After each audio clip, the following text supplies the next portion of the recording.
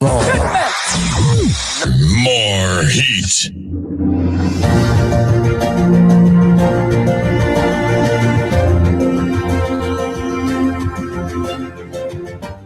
His Excellency, George Weah, President of Liberia. Our board noted that His Excellency's victory as the African Political Leader of the Year 2023 is a testament to his contributions to promoting peace, African culture and development, youth and sports development, and advancing Africa's agenda globally. It is also a recognition of his critical role in the infrastructural and socio-economic development of his country as well as his people-friendly policies. He has continued to advocate for peace and free and fair elections in the ECOWAS sub-region, and this was demonstrated by a show of statesmanship and iconic posturing by accepting electoral loss and congratulating the winner. While he arguably had options as a sitting president, he chose the path of honor, peace, and the defense of democracy. His emergence reaffirms our position that he has remained one of the continent's leading light, as he had continued to demonstrate great faith in the African project, promoting African dignity and helping to change the negative narratives about the continent.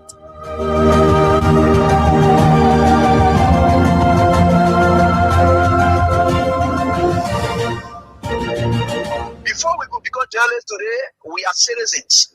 If there is no way that our country is safe, we cannot practice in our respective professions. When we are at war, pastors will not be respected to go to church to preach. When we are at war, medical doctors will not be able to go to hospitals except on a coercion or sanitary condition. When we are at war, lawyers will not be able to go to court to practice.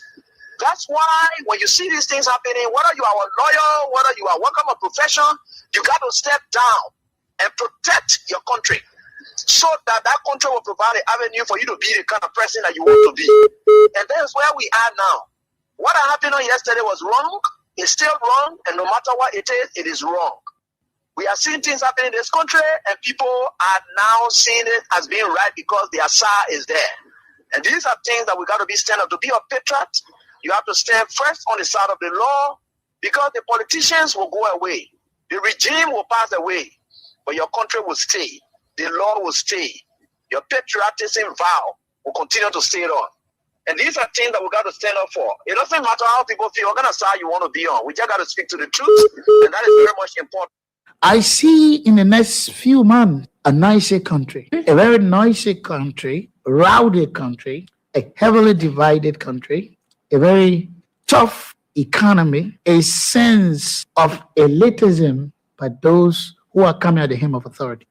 The coming in of the Unity Party is going to multiply the economic woes, the economic conundrum, the economic quagmire, the suffering of the Liberian people is going to multiply. We are not prophets of doom, but the reality will come. Mr. President, recently we witnessed the demolition of the CDC headquarters in Comot Town, which was carried out through a court order. How does the administration ensure that such enforcement action are done fairly and without political interference? The law is the law. It's not the government. It's the government implementation of the law. The police were ordered to do it, and they did it. If that demolition is removal of the people from premises that don't belong to them according to the law. Why will George Weah, who is tempted by Joseph Boakai, who was drowning in his Egypt land, who was dead, very red up, dirty, stink, you could find him passing around, practically dead and useless. Why will such a man conduct make you Weah vex that you will struck the work and then lose God's own mission to take you to the promised land? That was the test of time today for George Weah. If George Weah had reacted, he would have fallen in the place of Moses. The Liberian National Police commends the Congress for Democratic Change for the discipline, calm, and statesmanship demonstrated during the recent eviction process. Their respect for the rule of law, despite the deep sentimental value and history attached to the property, reflects a maturity that strengthens Liberia's democracy. This movement is not only a testament to CDC's leadership, but also a reminder to all political institutions and citizens that our democracy grows stronger when lawful decisions are honored peacefully. Today, you have a rebel police director who thinks that he has arrived. And the worst thing about all these people, they all benefited from the magnanimity of George Weah. Ranging from people on the bench of the Supreme Court, they got letters from George Weah. If some of them choose to pay him back with evil, it's up to them. The very Gregory Comer today, he worked in the previous administration when Weah came. He also got another letter again. If he chooses to do what he's doing, it's up to him. But one thing I can tell you for sure is this is how Weah had always been molded. That's how God has already molded Weah and catapult him into success. He will suffer rejection, denigration, humiliation. That has been his life. How can you make somebody who has been down the line their shame? The person has gone through shame. They have gone through disgrace. They have done everything they cared. Whatever people thought and were laughing at them, they surmount everything and catapult themselves into becoming someone who is towering that the whole world can look at today. What more can you do? You think you're bringing that person down? You're just hurting yourself. In fact, what you are doing, you are destroying yourself. You know what it takes for you to pride in yourself of being bad? When people are looking for good image, you are happy in becoming a bad person. George Weah would never ever buy in to your tricks. George Weah would never ever buy in to your tricks. George Weah would never ever buy in to your tricks. George Weah would never ever buy in to your tricks. George Weah would never ever buy in to your tricks. George Weah would never ever buy in to your tricks. George Weah would never ever buy in to your tricks. He would never ever. There's nothing this president cannot do to make sure that George Weah is out of the way so the United Party can continue to maintain the presidency. There's nothing this president cannot do to make sure that George Weah is out of the way so the United Party can continue to maintain the presidency. There's nothing this president cannot do to make sure that George Weah is out of the way so the United Party can continue to maintain the presidency. There's nothing this president cannot do to make sure that George Weah is out of the way so the United Party can continue to maintain the presidency. There's nothing this president cannot do to make sure that George Weah is out of the way so the United Party can continue to maintain the presidency. There's nothing this president cannot do to make sure that George Weah is out of the way so the United Party can continue to maintain the presidency. But I can tell you, this is a bad example. George Weah would never ever buy in to your tricks. He would never ever. There's nothing this president cannot do to make sure that George Weah is out of the way so the United Party can continue to maintain the presidency.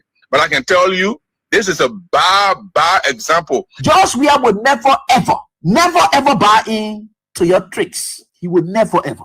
There's nothing this president cannot do to make sure that George Weah is out of the way so the United Party can continue to maintain the presidency. But I can tell you, this is a bad example. George Weah would never ever buy in to your tricks. He would never ever.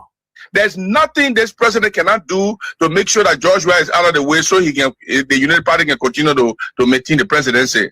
But I can tell you, this is a bad example. George Weah would never ever buy in to your tricks. He would never ever. There's nothing this president cannot do to make sure that George Weah is out of the way so the United Party can continue to maintain the presidency. But I can tell you, this is a bad example.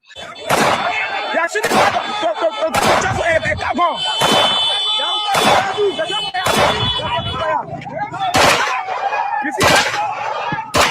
You see that? You see that? You see what that's trying to do? You see what I can do?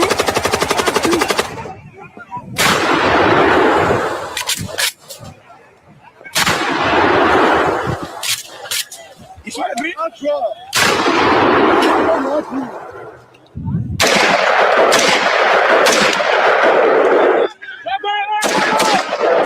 You see it?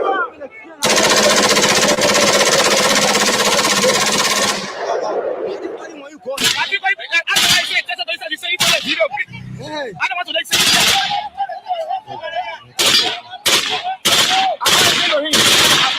yeah. After you. cannot shoot.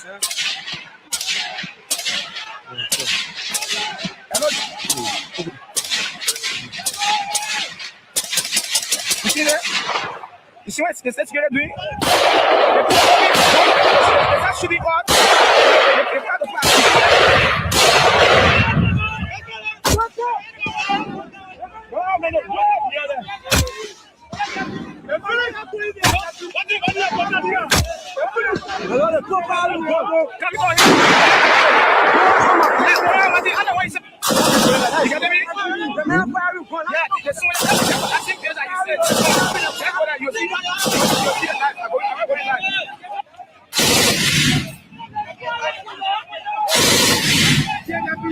No, I'm the one going live. Our government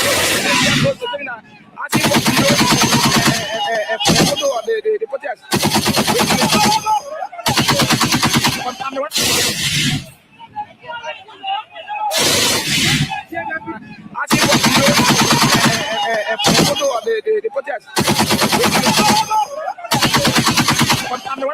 Before we could become journalists today, we are citizens. If there is no way that our country is safe, we cannot practice in our respective professions. When we are at war, pastors will not be respected to go to church to preach. When we are at war, medical doctors will not be able to go to hospitals except on a coercion or sanitary condition. When we are at war, lawyers will not be able to go to court to practice.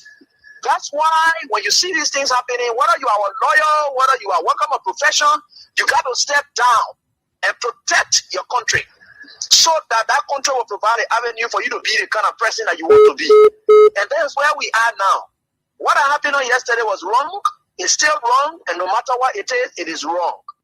We are seeing things happening in this country, and people are now seeing it as being right because the Asa is there. And these are things that we got to be stand up. To be a patriot, you have to stand first on the side of the law, because the politicians will go away. The regime will pass away, but your country will stay. The law will stay. Your patriotism vow will continue to stay on. And these are things that we got to stand up for. It doesn't matter how people feel, what kind of side you want to be on. We just got to speak to the truth, and that is very much important.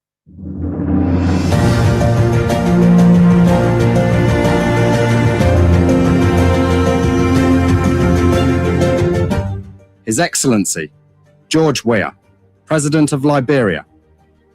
Our board noted that His Excellency's victory as the African Political Leader of the Year 2023 is a testament to his contributions to promoting peace, African culture and development, youth and sports development, and advancing Africa's agenda globally. It is also a recognition of his critical role in the infrastructural and socio-economic development of his country, as well as his people-friendly policies. He has continued to advocate for peace and free and fair elections in the ECOWAS sub-region, and this was demonstrated by a show of statesmanship and iconic posturing by accepting electoral loss and congratulating the winner. While he arguably had options as a sitting president, he chose the path of honor, peace, and the defense of democracy.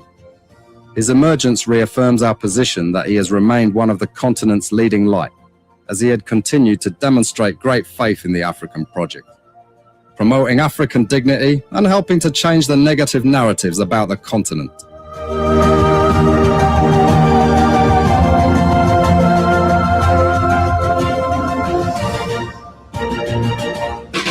Almighty, the creator and sustainer of the universe, the God, good God, faithful God, Almighty, who keeps watch over everybody, irrespective of who you are, what your status is, how you look at people, whether you look down or you look up, treat people right, don't treat people right, despotic ruler, a leader, everybody.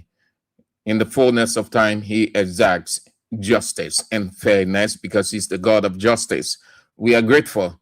The God of the universe hovers us on this great day. We are gradually marching into 2029. Thank you all for coming on again, great people. We appreciate all of you. You are so wonderful, man. so massive, so extraordinary, so great. Let's bring on few of you because you are coming in your drone. Too many. Time can permit us to run through, but we appreciate your presence, all of you great people. Silva Washington, Broville, Yasser Sharif, USA, Morris Bowley Jr., Gatnosville, Emmanuel Gué Japan Freeway, Stanley Sharif, Broville City, Malu Fofana, 20th Street Sinker, Jeremiah Labla, Gaza Community, Willem Deriwolo, Caldwell, Civil Rights Movement spokesperson, Princess Elpides, Ganta City, Nima County, Zenanjala, Painesville Red Light Market, Otello Ransigati, Batnosville Junction residents, Mohammed Dukley, Grand Kitman County, T. Max Wule, District Titan, Saturday Woodaway, Atlanta, Georgia, USA, Boyman Kiadi, Evalicora, Banjo, The Gambia, Anin Wato, Pennsylvania, USA, Paris Slovat, New Jersey, USA, Otello Junior, Masare Abdullah, JJY Community, Jack Foley Tombikai, Bible College Junction, 5th Kelvin Bappin, Nima United, Heron T. Toad Jr., Caldwell, Venetia's Bar, New Crew Town, Claude de Bois, Stanley Sharif, Alexander Dolly, Tennessee, USA, Duok Positive, Thailand, Bangkok, Jukontichie Business Center, Boakat Zodua, Mecklin Street, Waterside, Orita Jikla, Manduri, Chelsea Soiree, Congo Town, your residents, Usman Saw, Gilly Street Business Center, Ori, Joen Momolo, same place, Business Center, Gabriel Lawson, Iron Factory, Broad Street, Gabriel Man and family, Bros, that's Broville, good to have you people on, BNY, Gabriel Man and family, Emmanuel Tokpa, Stanley Sharif, Soko Johnson, GSA Road, Rita Christine Hates, Massachusetts, USA, and my dear sister, you Rita Sunday Choir, you are on and hope that you are faring well. Good to have you on. The chairman himself has just come on, Romarico, Kenny Bor, or Latupan for short, chairman, Block Titan Intellectual Center, District Titan, the district, one of the districts with the weakest, one of the weakest representatives. Just talk, empty, nothing. Most of the districts, people regretting. They thought that those people will have made a difference. Instead, they tend to praise singers. They tend to stage performers. They tend to provocateurs. They tend to just everything far below representation. Most of the districts are not experiencing anything. And let me tell you, I've had the opportunity to listen to a couple of them. They put everything not doing for the district on the executive. They said the executive holding on to their money. Nothing is forthcoming for them. So the reason they aren't doing much or doing nothing, and they expect that the people should empathize and sympathize with them because money isn't coming forth. So the people should accept it. And some of these people, yesterday, they were very critical of the regime. They felt that the lawmakers then, when they were raising issues, they were only doing it because they were supporting the regime. They will use that to lambast them. Yeah, they are. Some of them, their own their own government is not giving them the support according to them, so things aren't working. But again, it boils down to the representative himself. If the representative is not that aggressive type, nothing going to happen for your district. You don't need to tell, or you don't need the executive to look at your district and say, this road that running into your district, a public works minister come and pull Kotaya. The executive wouldn't tell you, but you can move to the public works minister, or you take a telephone and tell the public works minister, I want this road paved. The same way you can go to companies in your district and tell them what is what, and they hand you envelope. Use that same boldness. You can call the minister in your district, or you can move, or you can even telephone him and tell him, this I want done, and he will do. Some of your colleagues did just that, but some of you just don't know because you don't have the exposure. You were only opportune to have gotten there. Now you don't want to use the time to learn. So, but that was one of the dead districts is District 18. Nothing, absolutely, that God knows. If he ever knew anything, to just splash money all around the place. Representation is too elementary, too green. So let's go out of Liberia briefly, please. Then we get to what we've got on our plate. Guinea's president, Mamadi Doumbouya, has been outside the country for more than 2 weeks. Is in good health, authorities told local media amid speculation about his medical condition. The 41-year-old leader left on February 13 to attend an African Union summit in Addis Ababa and has not yet returned. Officials said he remained abroad to rest and undergo a medical checkup, dismissing concerns about his fitness to govern. His advisors say he will be back in Conakry, the capital, in the next few days. Doumbouya seized power in a 2021 coup that ousted the country's first freely elected president, Alpha Condé. Since then, he has tightened restrictions on civil liberties and banned protests. In December, he secured a 7th term in an election from which major opposition figures were barred.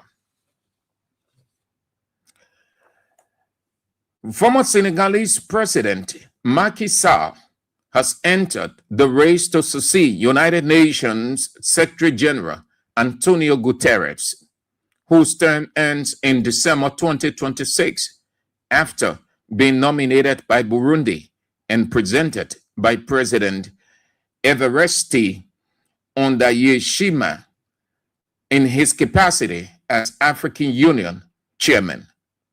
Macky Sall, who led Senegal from 2012 to 2024, faces criticism at home over alleged fiscal mismanagement. He joins Michel Blaquet and Rafael Grossi as declared candidates, while Costa Rica has proposed Rebecca Gillespie. The 5-year term begins January 1, 2027, with the selection process set to start by the end of July. If elected, Macky Sall will become the 3rd African to hold the post after Egypt's Boutros Ghali and Ghana's Kofi Annan. A devastating attack in South Sudan's Ruweng administrative area has left at least 169 people dead, including 90 civilians, many of them children, women, and the elderly. The attack forced around 1,000 people to seek refuge at a nearby United Nations mission in South Sudan base, where peacekeepers are working to protect those displaced. Among those killed were the mission's county commissioner and executive director. Authorities say the attackers were unidentified armed men who stormed the area on Sunday. And there are reports, as you are aware, of the global war. The war in the Middle East has claimed more than 175 lives, with hundreds wounded in that war against Iran, with the death toll rising as the fighting continues. The BBC Beirut correspondent Linja Sijab gave a detail of the situation. The Israelis continue to launch attacks on south of Beirut and south of Lebanon throughout the night. But again, Hezbollah, despite a statement from the government banning any military and security activities by Hezbollah, continued to launch new rounds of rockets into northern Israel in the early hours of the morning, combined by a statement saying that they are responding to an aggression by the enemy. However, this is the first time that, there are more and more voices in Lebanon condemning Hezbollah, even going towards calling them as treason because they are acting in response to the attacks on Iran. They have not taken into consideration the safety of the country, the safety of their own people. As we can see, the areas that have been attacked are Hezbollah stronghold areas, and thousands are on the move again, seeking shelter in schools, in the streets, at relatives.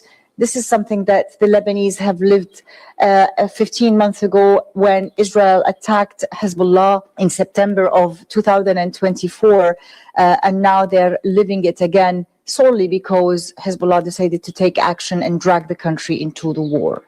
And the Israeli forces have asked them to move from specific areas. What sites are the Israeli forces attacking in Beirut? In Beirut, south of Beirut, an area called Dahi is known to be a Hezbollah stronghold. And, in 2024, when Israel attacked Hezbollah, even assassinated their leader, Hassan Nasrallah, it was there in Dahi where he was assassinated along with top commanders in that area. So Dahi continues to be a Hezbollah stronghold, and this is where most of the attacks are taking place. However, in the early hours, late in the evening last night, there was another attack. We're told that it was launched from vessels towards an area called Jnah, which is at the outskirts of Dahi, but closer to the center of Beirut. That even here where I'm living by the seaside, I felt that it's happening next to my building. And the Israelis, they say that they're, trying to attack leaders in Hezbollah, but so far we haven't seen any confirmation about who are the ones being targeted in those attacks. And now we're hearing the Lebanese government has banned military action by Hezbollah. What difference, if any, is that going to have, and has Hezbollah responded? Well, the issue is that this is something that's been discussed with the government since the last war in 2024. There has been a decision to disarm Hezbollah, to, ban its presence, its military presence, towards the border with Israel, to give the power to the government and to the military to be the sole one holding up arms. But this is the first time that, the government comes up and say that they are completely banning any military or security activities by Hezbollah. And this is a clear message that the government is also trying to send to Israel and to the world, that they don't want the country to continue being dragged into this war, probably trying to eliminate and de-escalate and stop the bad effects of this war on Lebanon, that's already struggling with its economy. The areas that have been destroyed and bombed in the last round of war are still in rubble. But unfortunately, Hezbollah is still not responding. I mean, we've seen this morning at 5 a.m., they've launched the new rockets into northern Israel, and they made a statement that this is a legitimate right for themselves. And this is not going to help the country stop this aggression by Israel and heal and move forward. The BBC, Linja Sijab,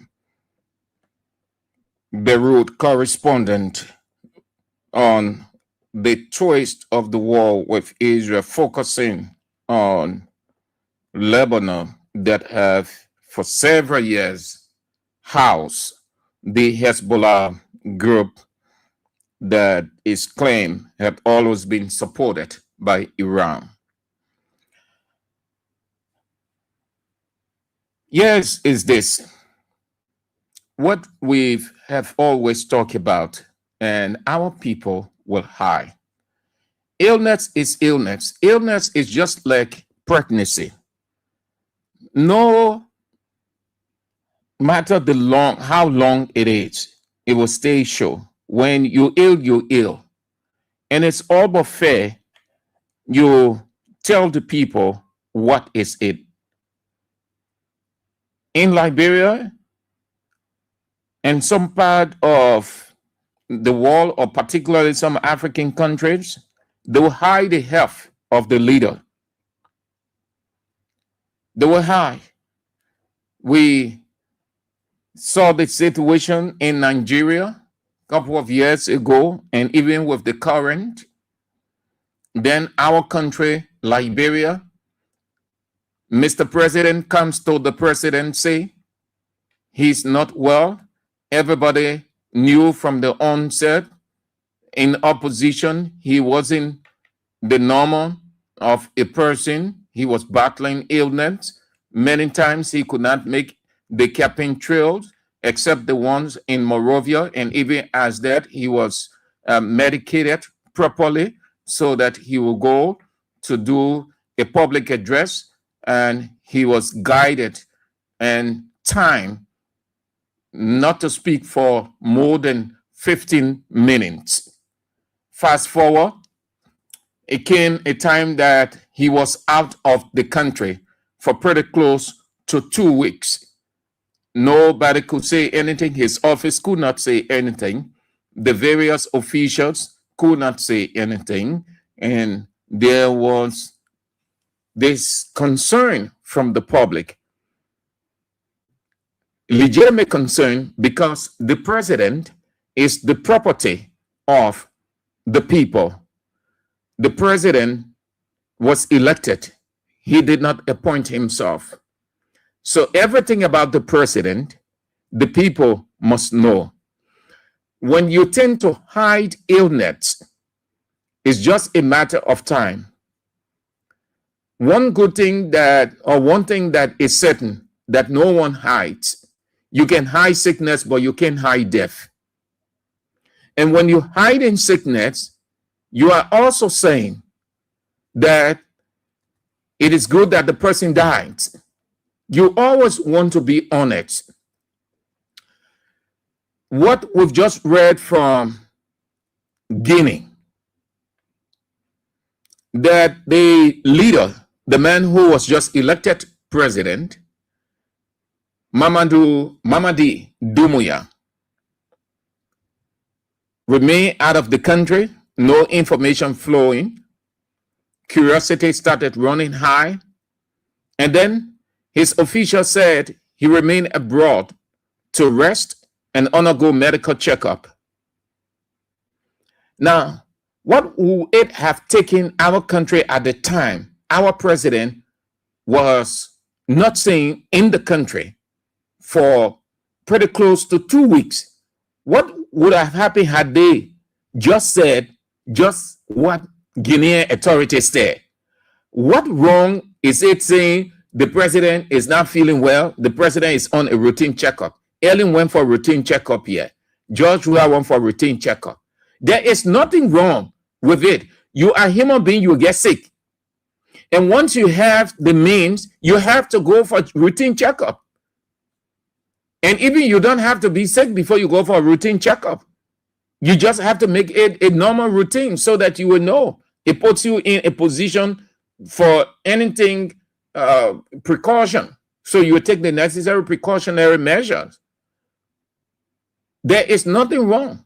The bill made it clear, according to his officials. Yes, he remained abroad. 1, to rest. 2, to undergo medical checkup. That he will be back in the country next week. Why we in our country we just unnecessarily different? Not you. Sometimes you want to think what a plenty normal people in this country. You're hiding illness. When the people on the other side, they will tell you when the white man is sick, the people will tell you the white man is sick. We hear of Donald Trump illness. The people did not hide it because you're a public official. I'm just sharing this to say that we need not hide these things. It doesn't put anything good on the presidency. When the president is sick, may declare that the president is sick. When the director is sick or the minister is sick, may declare that he's sick. When general is sick, and you can hear it, they can't hide it. They say, oh, the man's sick. That's the reason he's not on the air today. You ever heard journalists hiding illness? Even when the journalist illness is severe, everybody will get to know. And that's why your people can say, oh, but what are people doing? Oh, they have to do this, they have to do that. Because the media people don't hide illness. Government officials hide illness. President hide illness as if illness is something that you can make with. The people made it clear, the Guinean people. Yeah, they say officials said he remained abroad to rest and undergo a medical checkup. So much stress goes with the presidency. When you think that you are more president or you are gladiator president, forget it. You start having serious problem, and you will not be able to function effectively. Certain time you have to rest. And let's push this advice to our president. Yeah, the president is our property. The president is not himself. He does not work for himself. He was elected.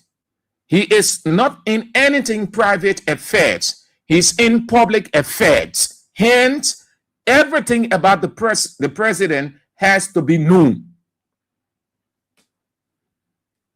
Our president is not in a good bill of health. So when something is happening around the presidency or with the president, you please make it known. You see your fellow African people, you see democracy, you see leadership. The people made it clear. They said Dumuya is of the country to rest. Yeah, our president here can take off rest. You can take 3-4 days and rest. It doesn't mean anything. It doesn't say that anybody going to take you from the presidency. You leave the country, sit down somewhere, and you can run the country from there, but you are resting. There's nothing wrong with that. The country will not say, oh, this man is this man that, but you're condemn other people in the past, so you're shame. But at least you're doing well to manage Mr. President's health. So let's get to what we've got on our plate for today. Have you tried figuring out or asking what the Garcia situation, what happened to it? Is Garcia in Liberia, or is he not in Liberia? Is he still coming to Liberia, or that arrangement is called off? Again, the government owes it to the people. How it ended, we know how that soap opera ended, because it was a soap opera. How it ended, nobody knows the end of the comedy. Everybody just vanished from the stage. You can hear about Garcia again. Because of Garcia, our country was announced as the most hospitable country by the Minister of Foreign Affairs, Unity Party Minister of Foreign Affairs. Because of Garcia, we heard about the doctrine of reciprocity. So what happened? What happened to the doctrine of reciprocity? Garcia not coming back to Liberia again, that arrangement is over? I've been thinking about it. It looks like that deal is off the table. I think so. It's off the table. Our government just need to stop being subservient. But they have no option anyway. A subservient country does not have any option. A subservient country is that country that lives at the will and pleasure of another powerful country. A subservient person is that person that does not have what it takes to sustain himself. So he relies, he is at the mercy of the person who have it. So he becomes the servant of that person. That's how Liberia is with this Garcia something. They say, oh, look, come on, accept this man. President trembles, Foreign Minister trembles, the rest of the people tremble, they say yes.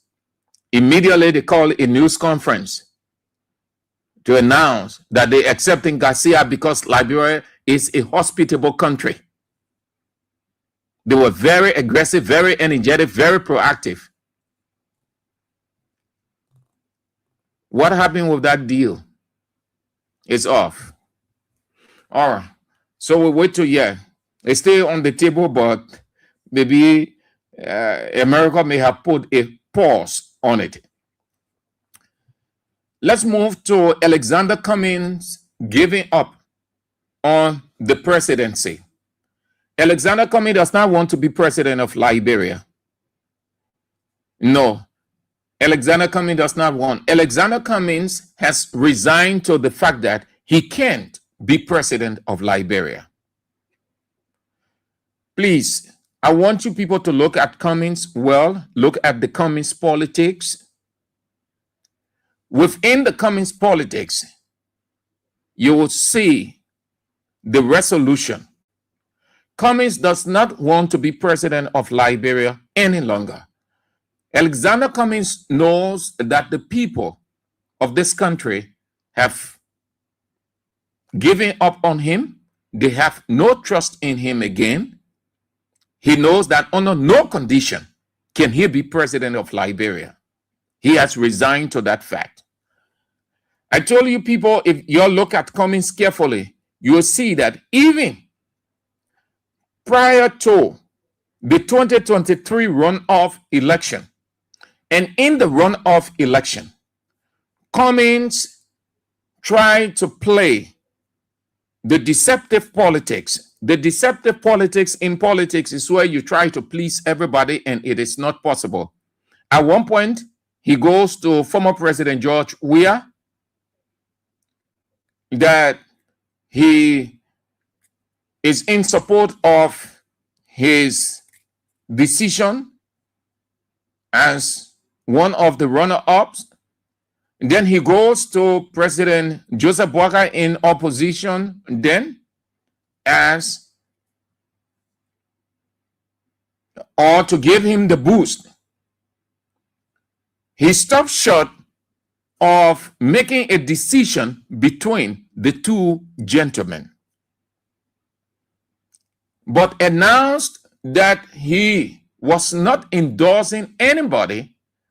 The people, his supporters, had the right to choose between former President George Weah and opposition Joseph Yeman Boakai. Since then, Cummings had always tried to play the cat and mouse game. Jump here, a person. After a certain point in time, you jump on the other side, you're acting like you like the person. You can't be that way in life. He has come to the realization that the people have given up on him in this country. He came, and one thing that has destroyed Cummings, let us make it clear. Cummings can do any and everything in this country. That stigma that is on Cummings, that gay stigma, Cummings can never get any higher percentage of anything elections in this country. He elevated it. He took it to another level. Moreover, he portrayed himself. In our culture, when you come as a millionaire, you're just ditching all money, ditching all money.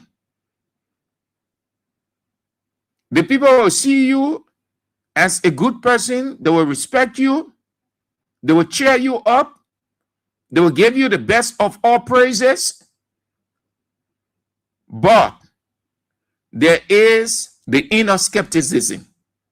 Moreover, the people around you, they wouldn't be around you because they believe that you have the ability, you can be the person that you want to be, but because you have the money. And that's what they did to Cummings.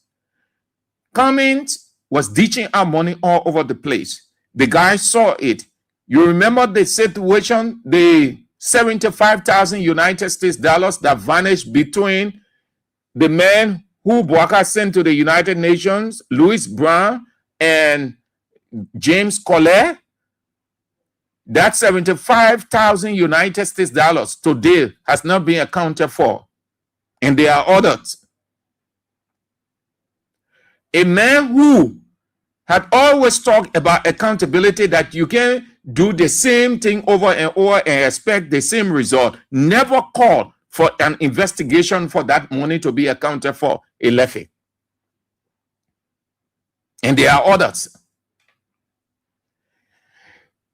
These, but many, if you have been observing our political culture, serious factors that you don't overlook.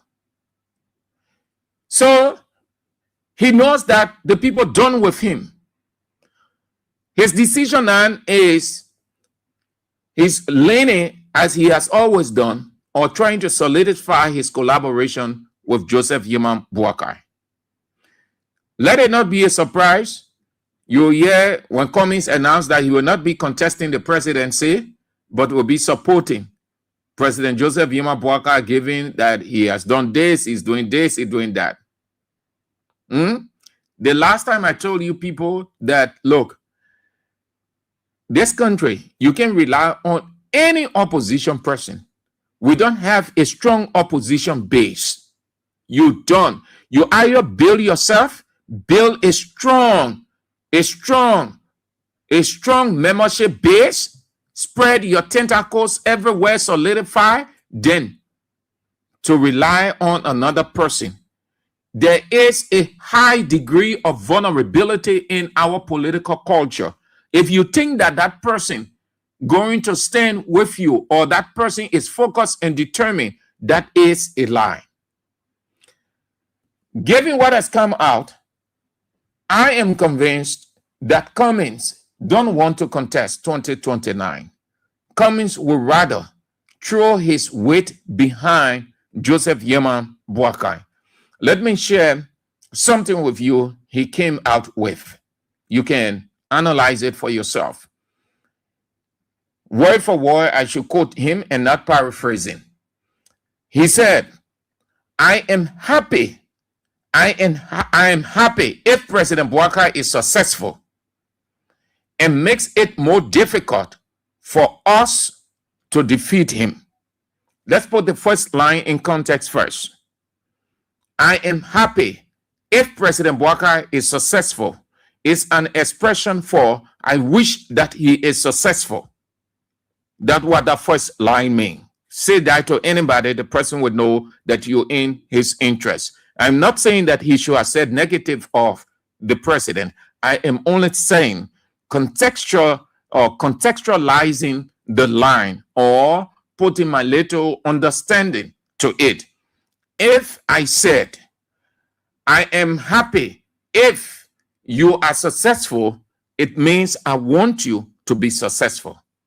Again, please have it in. Know this. I am not saying that he should have said negative things about. He's entitled to his opinion. He has seen the scenes in Liberia. He has seen what President Bouakai has done, what President Bouakai is doing. He knows what former President George Weah did and what former President George Weah is capable of doing. And he feels that he should now focus on Joseph Yeman Bouakai. The second line, he said, makes it difficult for us to defeat him. That if President Bouakai is successful, this opposition in Alexander Cummings saying that it will be difficult for us to succeed or to defeat the man. First thing first, here is it. In a race, in a political context, in any warfare, in any battle, you don't speak like this. Even if you want the person to succeed, it is within you. You don't come up publicly to say what we often say in Liberia or politicians. It's not really maturity, political maturity. You weaken yourself. You think that you are sounding like a politician, but you're sounding like a weakling. You will know, but you keep it within and observe. What if the person cannot, as you wish by your statement? What can you come back to say? Moreover, you can only say this except you are no longer interested in the presidency. Even if you know your opponent will make it hard for you, and every opponent makes it hard for another opponent, you don't come out and say. It's like going to a fight and say, I can't make it. The man will beat me. The man has everything it takes. Then why did you join the race to fight? You don't, it is not mature politicking. It is not mature politicking. It shows how weak you are. It shows that you don't have the spine and the balls and the guts to do anything challenge. Yes, the second line. Then he said, that's good for the country, meaning if Bouakai is successful, that's good for the country. It's not an option. Bouakai is not rendering favor to anybody. This is an obligation. It should not be portrayed like Bouakai is rendering favor. Bouakai stood up there and said, I do solemnly swear that I, Joseph Yuma Bouakai, will uphold, protect, and defend the Constitution. And the Constitution say you must do that, development, every other thing. So you took the oath obligatorily. So it's not an option. No president renders the country favor. Every president does what he ought to do as per his decision to run, when, and what he promised the people. The Constitution or the swearing in only formalize it. No president renders favor to any country. Every president delivers on what he promised. When you promise in politics, it becomes an obligation because it is the social contract theory. You ask the people for the vote, they give you the vote, and you give them the return of their investment. So Bouakai is not rendering favor to anybody. A politician of common stature cannot stoop so low. It tells you that one day we'll wake up and hear come and say, I'm not contesting, I'm supporting Bouakai, and he's behind Bouakai everywhere Bouakai goes. I'm not convinced that we have grounded politicians in this country. Certainly not. Then he said, if it makes it harder, meaning if Bouakai is successful, if it makes it harder for me to get the job, if it makes it harder for me to get the job, that job he's referring to is the presidency. If it makes it hard for me to get the job, that's still good. Meaning, if there is no way for him to get the presidency, he resigned to accepting his fate. That politician, yeah, Liberia politician. Liberia politician. What the guy that was coaching Real Madrid, I forget his name, a couple of years back, prior to the game against Barcelona, he had the audacity to come out. Even though Real Madrid, honestly, that year, Real Madrid squad was not too strong as compared to Barcelona. Honestly, it's not because I'm a Barcelona fan, but Madrid team was not too strong. That's the time they were trying to bring Ronaldo in, Cristiano Ronaldo from England, and other players to prop up. He had the audacity to give a news conference and say, we cannot march Barcelona. What happened? Immediately Real Madrid sacked him for making that statement. What the club wanted, go into the game. If you lost, fine. But don't give a public announcement that you can, praising your opponent. Madrid sacked him. The same thing Cummings doing. You say you won't be president 2029. Then you say the thing about doing, it will make it hard for us. Even if I get the presidency, no problem. If I get the presidency, Bouaga is re-elected 2029 for what he's doing, no problem. Is that somebody who wants to be president?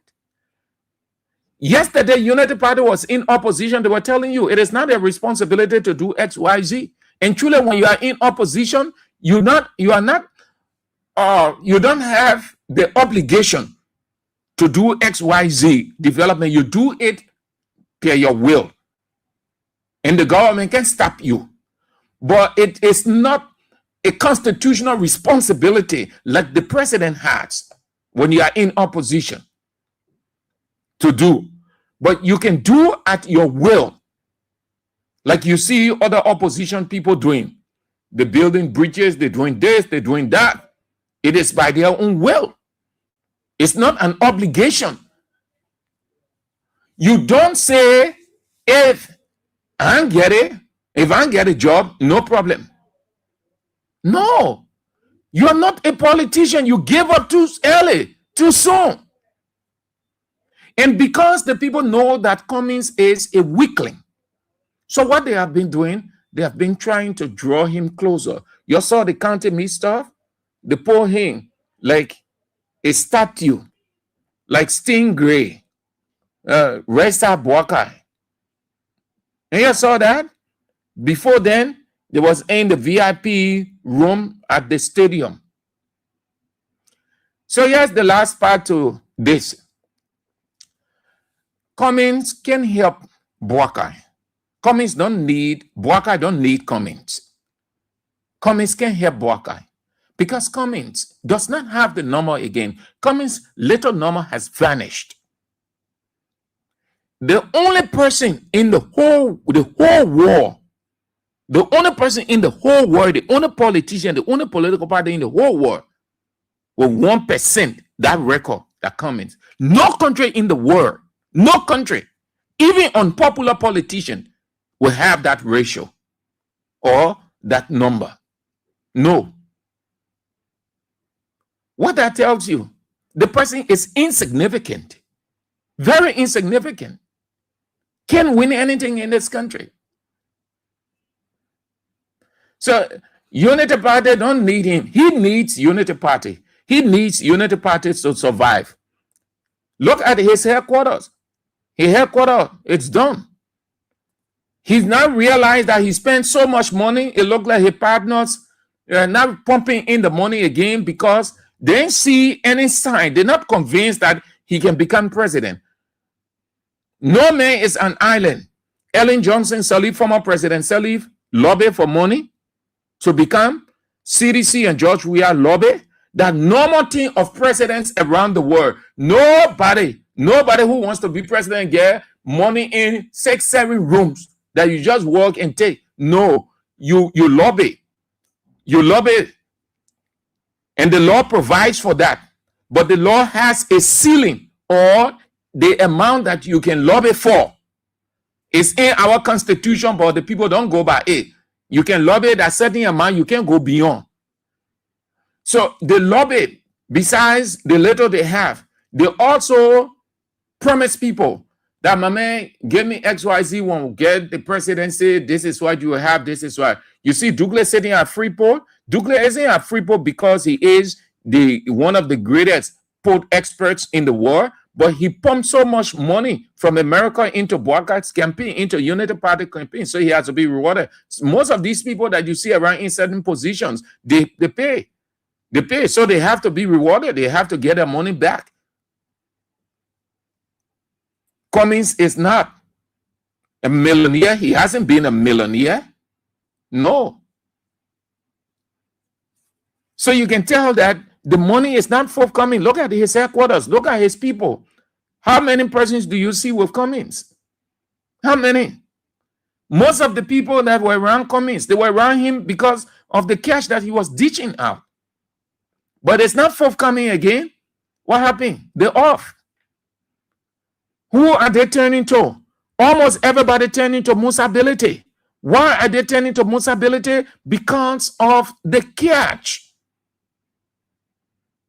People who say in the past they can work with Musa Bility. Musa Bility this, Musa Bility that. Today they're working with Musa Bility. They're not working with Musa Bility because they like him or they think that he has the capability of becoming president. But the Liberian thing is, where the money is, the way you go. Cummings don't have the money again. Everybody turning from Cummings. Yeah, look at it. He's just managing few people. Few. He can make it. He knows 2029. He can make it. Let's go to the legislature. Former President Sirleaf to school the current House of Representatives. Former President Ellen Johnson Sirleaf, she is scheduled to school to lecture them. A classroom will be created. In that classroom, the House of Representatives. The former president will do that this week, Thursday. Today is the 3rd. Tomorrow, Wednesday, will be the 4th Thursday. They will use their session for special session or a special session for former President Ellen Johnson Sirleaf to school them, lecture them. And it's good. I thought about those clips. I will find them when they were doing all of those funny things at the House of Representatives with this, how they call them, majority block, minority block, all kinds of stuff. She warned them and she gave a damning description of the House of Representatives or the legislature in particular. I will look for that clip before Thursday so that they will be playing. So she's going to do a lecture.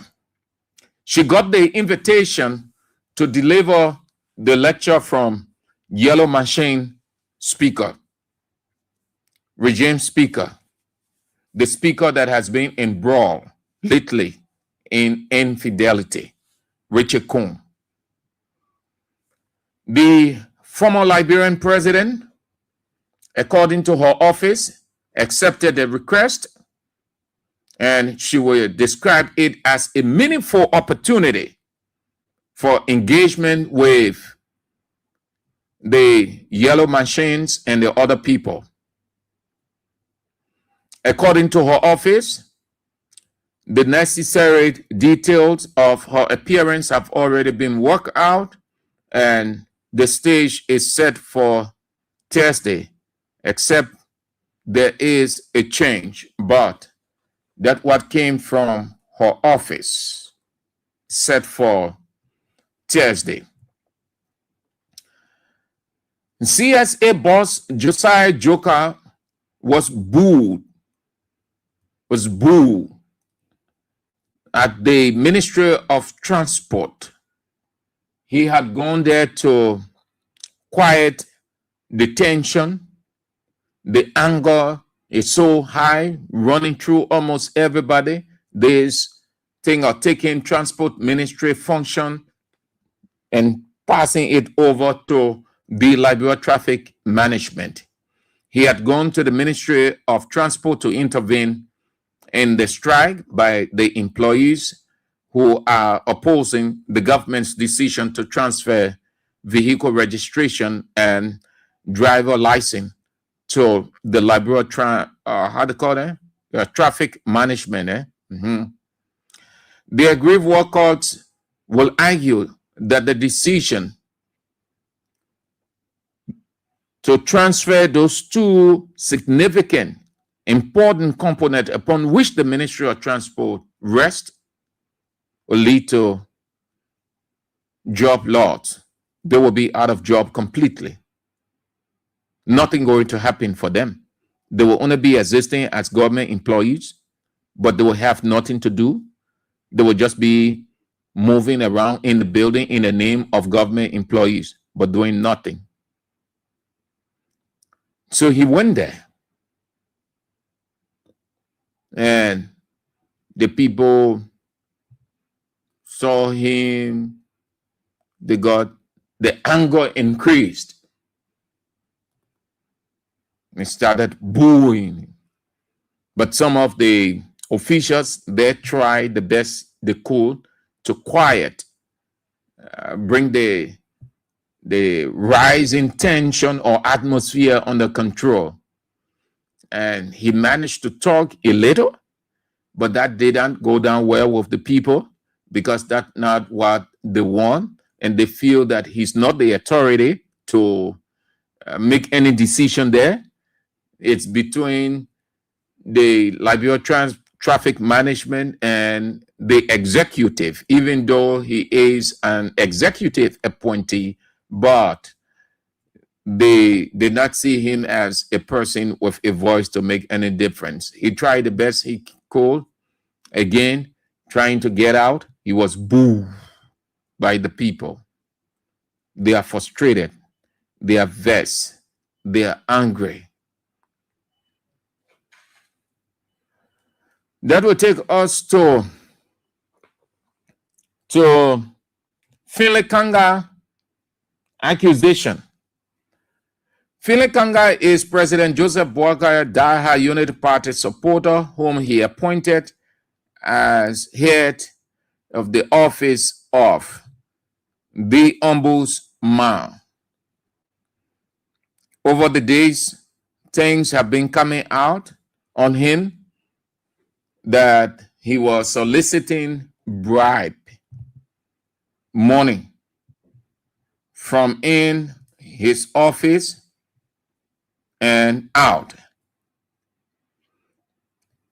And then an investigation, an independent probe was conducted into what came out against Councillor Finlay Kanga, head of Ombudsman. And the recommendation, the investigation proved damning, serious allegation against him, and they recommended that he be dismissed, and be prosecuted as head of the office of the Ombudsman. The findings that he extorted more than 2,000 United States dollars. He extorted. To extort means to take from. He extorted more than 2,000 United States dollars from his special assistant over 4 months. Over 4 months. 4 months. The investigative panel did a recommendation to President Boakai. They sent the communication in on February 12th to the president. And the panel concluded that Councillor Finlay Kanga clandestinely extorted money from Mr. Francis K.D. Cooper. Mr. Francis K.D. Cooper, his special assistant, in what the investigators described as a gross violation of the code of conduct. The man who is ensuring the code of conduct, the implementation of the code of conduct, that the man me laugh when it was wrong.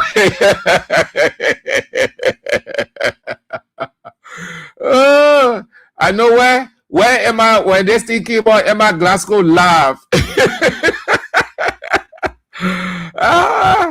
Yeah. It was this office of the Ombudsman that said Emma Glasgow insulted. She acted unruly. It was one of the reasons that they recommended her dismissal, and Bouaka reduced it to suspension. That's what I'm thinking on when I say, when Emma Glasgow heard of this, she laughed. The same man is accused of extorting, taking money from his special assistant. How many persons signed the report? The commissioners, Ammonia Mountain and Lamin Bagoy, Dr. C. Aaron Weir of Duke Institute for Social and Economic Research. They recommended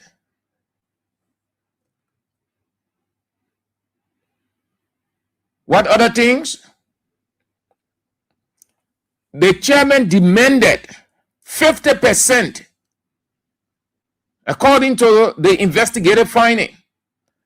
Philip Kanga, Unity Party Daha supporter, the reason Bouaka appointed him there, he demanded 50% of Copper's salary, Francis K.D. Copper salary, monthly salary, US 500, between April and July last year, 2025.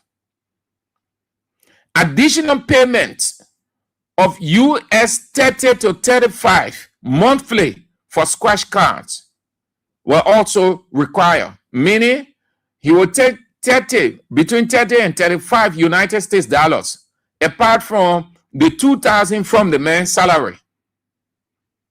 Amen. Unity Party. God can sleep, oh. God can sleep. They want that the people investigated when the claim came on, when the allegation came on, they investigated the findings. The lines are sharing with you that what they sent to the president, President Bouaka, on February 12th this year.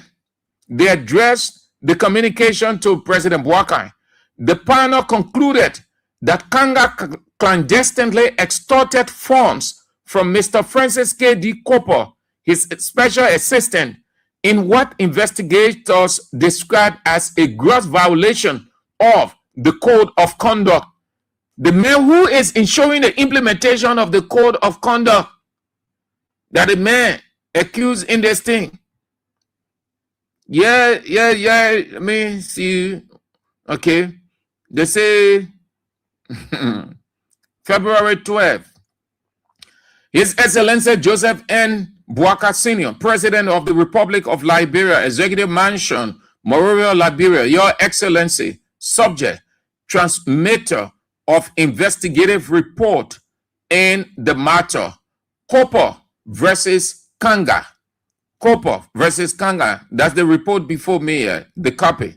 Pursuant to the statutory mandate of the Office of the Ombudsman and in the interest of upholding the integrity of public office, we hereby submit the attached investigative report. This report details the process of the investigation, findings and recommendations of the independent panel convened to investigate serious allegations of ethical misconduct against Councillor Finlay Wakanga, Chairman, Office of the Ombudsman.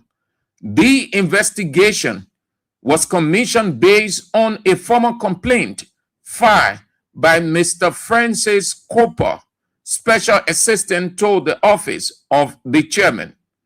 The investigation, based on the precedents of the two prior investigations over the last 18 months, and necessitated by the gravity of the allegations, which include soliciting of 50% of a subordinate salary, was conducted with due regard for the fairness and procedural rigor all relevant parties involved in the investigation, including the Human Resource Director and Executive Director, cooperated except for two persons, the chairman and his administrative assistants. Therefore, the panel, working through audio recordings, text messages, that means they have all those things in. The panel therefore finds the conduct of the chairman to be a direct violation of the National Code of Conduct. In view of the findings and consistent with our mandate, we present to you, Your Excellency, appropriate action in the form of recommendation, sanctions for your review and consideration. Respectfully submitted, at Munia Martin, Commissioner, Office of the Ombudsman. Lamik Pago, Commissioner, Office of the Ombudsman. Aaron Weir, PhD, Director. So what's the recommendations? Yeah, recommendations and sanction. Okay, that's all. Yeah, and then there's conclusion. Everything. So let's see. People, we're not excited about this. No one takes pride or glory or excited and motivated in anything of such. But we will highlight it because you portray the past regime and past officials as the most corrupt, and you people portray yourselves as the cleanest. And this is what God in heaven hates.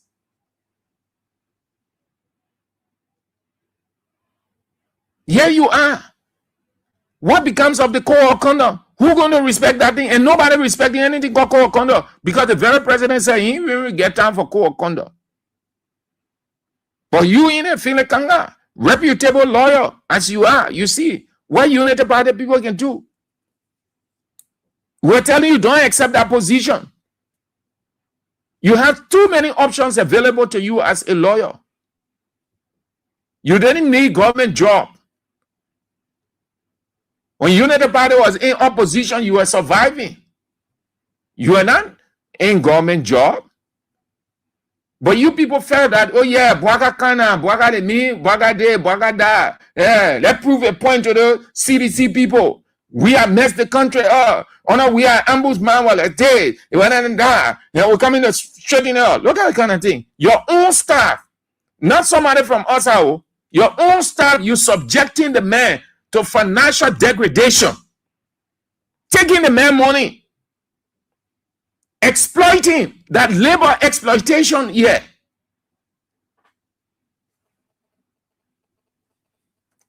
Down to squash car that the man should be using.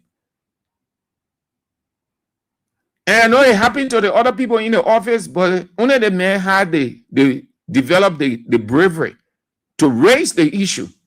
I know the other people in the office, it happened to them. If he can do it to his special assistant, then imagine the people below the special assistant. But they were afraid. So they just bury it, choose to live with it. But this man, the special assistant, said, no, I will take it up. I will do a formal complaint. Why you cut the man money like that? Then you go to the scratch card. That's why most of these people, even the guys there at the legislature, when you hear the senators and representatives not all the senators or not all the representatives, some senators over there, they're treating their staff well. Some senators and representatives, they're not treating their staff well. They decide how much to give. Because I think each senator and representative entitled to 16 persons. So they do the submission to the necessary authorities for that. So the man will decide send you in your office, it will give you 150. Send you on the fee, it will give you, given what you're doing on the fee, it will give you 175. But you should be receiving more than that. Sometimes the man will say, okay, you will receive 100. The other person will receive 75. As most of the people who doing the work for senators and representatives in the various districts, as the ones that are sitting in Capitol building. And they were, a couple of weeks ago, they were protesting of not being well paid, and they came outside. That's the same thing. The money. That's what the people do, going in government ministries. People carry people there. They carry people there. You hear them say, I don't want to bring you here. So just accept what you can accept, and you want what? You are sitting down, you are doing nothing. I bring you here. So most of the people in these ministries,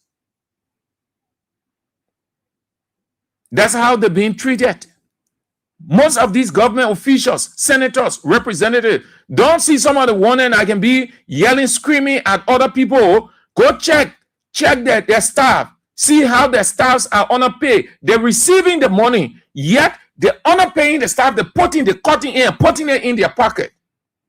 Most of those monies that they cut from their staff and other people go to girlfriends.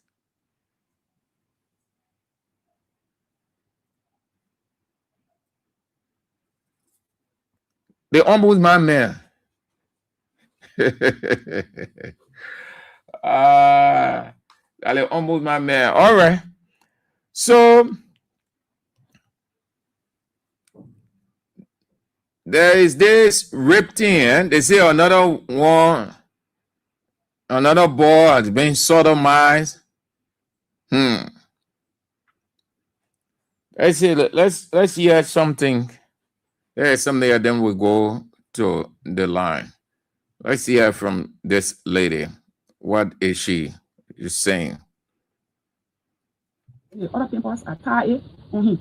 So as soon as we got up, so I took the tissue and I, put it to his innards. Later he said, Mommy, take me to the bathroom. So that I tell him we went to the bathroom. But when that situation was going on, he lay down, the water was just coming out of him. The water was just coming out of his innards. So that I went to the nurse, I asked her for pampers. Please give me one pamper. So how she gave me the pamper, I carry it, but I didn't really fix it there in the shopping in front of him and haul it behind. I didn't tie it. But before I know it, that pamper got messed up. That one he said, you know, go to the bathroom. And I carried him to the bathroom. He sat on the commode. I said, you finished? He said, yes, he's finished. And now roll the tissue. When I went to clean him now, normal human being yash, the butt, my hand just went in. I said, in my heart, and I said, So I cleaned him up, and the other pimples are tied on him. So as soon as we got out from the bathroom, the bright light, he said, Mommy, I can see. I can see. I said, wait, I can see. The bright light, you can see? He said, no, I can see. You can see me? He said, no, I can see you. Fear grabbed me now. And I held him. You were up, you was here, so you were almost like to throw me down. I held him, and then I carried him on the bed. So I asked him, I said, JJ, he said, I said, where they come, how you put your hand inside? Yeah. Yeah, the way you're now, the homosexual thing. He said, he shook his head. The way you were hardly talking, he shook his head. Yeah, but he was weak. That he just lie down on the bed, helpless. Then he started saying, Mommy, I'm not feeding my bread. I'm not feeding my bread. That's how when I called the doctor, they hung drip over him, different kind of drip. But the doctor said, I'll do a test first. They did a sugar test, then they did they said he was dehydrated and the sugar was low. That they now put a different drip over him. Then he now passed through him to go into the bread pin. I was standing there. So the first PP, it entered into the tube. So after they did all that, the doctor and the nurse, they left. Then later the doctor, they came back to check him again. Then he looked at him. He took that their stethoscope. He now started putting it on him. He said, where does this boy eat? I said, he eat to his parents' place. Where he stay? To his parents' place. Then he said, but they spoil food and give it to him. He said, you see in the tube here, you see the nut in the tube going down. That's how he put it. Yeah. Before the man said, but the whole system, there is no air again, except in a small place up here. By that time, they have put oxygen on him. He was just breathing inside. 1 1. Before I know it now, the oxygen. And I said, my son is not dead. When they came inside, the oxygen was already finished. I called them. I say, Pastor, you're doing in prayer with JC. JC is on oxygen. I call my daughter too. I say, JC is on oxygen. I call Pastor, my son. I say, JC is on oxygen. You're doing in prayer. I call Pastor Ire so that he can come. Before I know it, the oxygen one time. And I had the doctor thing remove it. I had Jason die. When in initial state, I didn't believe that Jason died. That's how I went to hold him. When later he said the blood from his nose. Yeah, that's how I knew him. Well, that's it. That's it. Your advice, your boys. But most of you women, you don't listen. You don't listen. Sorry to say, but you don't listen. You listen to yourself, your sentiment, then you can listen to people. You take care of your boys, your girls. You really build a fence around them, even though that may not be the ultimate solution or help, but you have to keep talking, because the society is bad off. It's bad off. Those who have money, that's what they're doing. They're sodomizing boys. They're using girls in any way, whichever way they can, and just give them small money. And most of your young boys and young girls going. Look at the ratio of young girls that are dying. Look at the ratio of young boys. Just look at it and ask yourself, why? What is happening? But as her son gone, that issue is still on. Let's read a few comments and then we turn to you to have your say.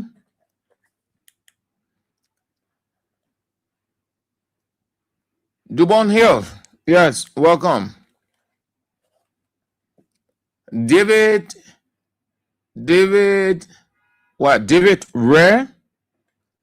Rare said this battle is not ours, but that of God Almighty.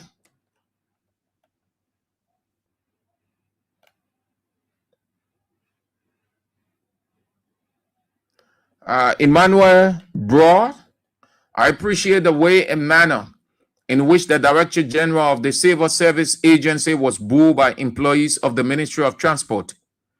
They certainly couldn't have done it any better than they did. Matthew Choloplay,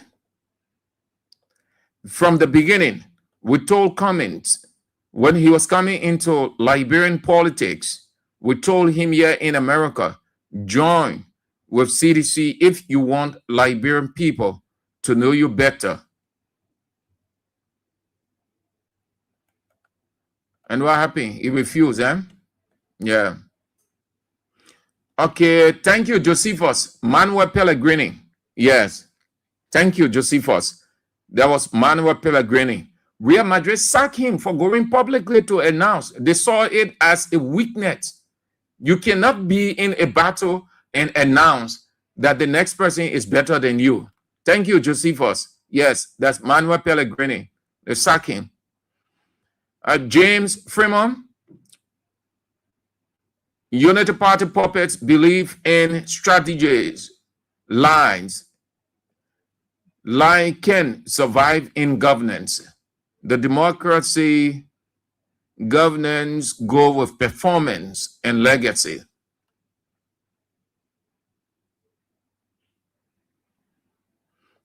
Ruth Bodo Bine said, we in America go for check up too. Yes, that's true.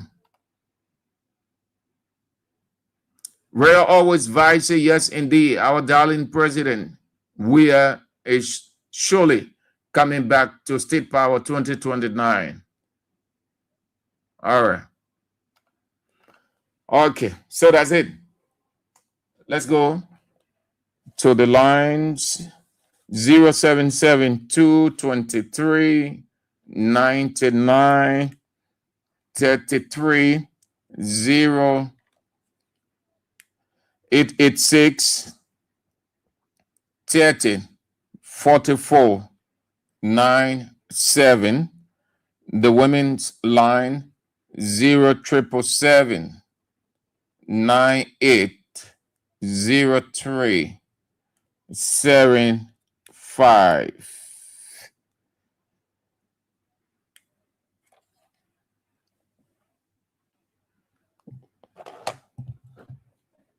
The women's line. Okay. All right. Yeah, let's go this way. Hello. Yes. Yeah, hold on. Yeah, one minute, madam. 1 minute. Yeah, I think I get you now. You there? Hello. I'm there. All right, let's hear you. Thank you, Evie. Kumi, I say the money. Kumi, I got a necessary. Clinical, you say. Get out of your car, you say. We know today what are they coming from. Kumi, now get you power. They made up with me. They want they give long water. Say, no, now you don't want. And why you like it? I want to open anybody who can will take you. So thank you, son. All right, well, bless it. Thank you. Have a nice day. Hello. Good afternoon, Mr. Andrews. Good afternoon, sir. Thank you very much. Mr. Andrews, I'm Spencer Mohammed, and I call from Apropos Corner, Down Coast Phone Hill, Winter Community. Mr. Andrews, thank you very much for flagging this issue about Cummings. Weak man, I don't know, she has a weak mindset. In my mind, Kumi is speaking of frustration. Kumi is the one whose wealth, whose money was used to bring Joe Barker to where he is today. And frustrating for him, since Joe Barker has failed, Joe Barker had not given his face in order to call him. So the frustration is getting too much for him. In my mind, he's trying to seek for a job for Joe Barker.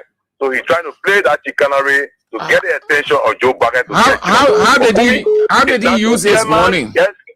How did he use his money on Joe Barker? How did he use the money on Joe Barker? How? Kumi is the one that paid for the quote-unquote sanction against Nathaniel McGill, Samuel Tuer, Bill Traore, Knights of Prince Johnson. Kumi is his one. Evidence by his own party star from, or how do you call it, Grand Jira candidate, which Kumi spent 180,000 through the congressman called Chris Smith, who told him the job go and look for somebody, bring their names. We use our money to put sanction on them, and he succeeded.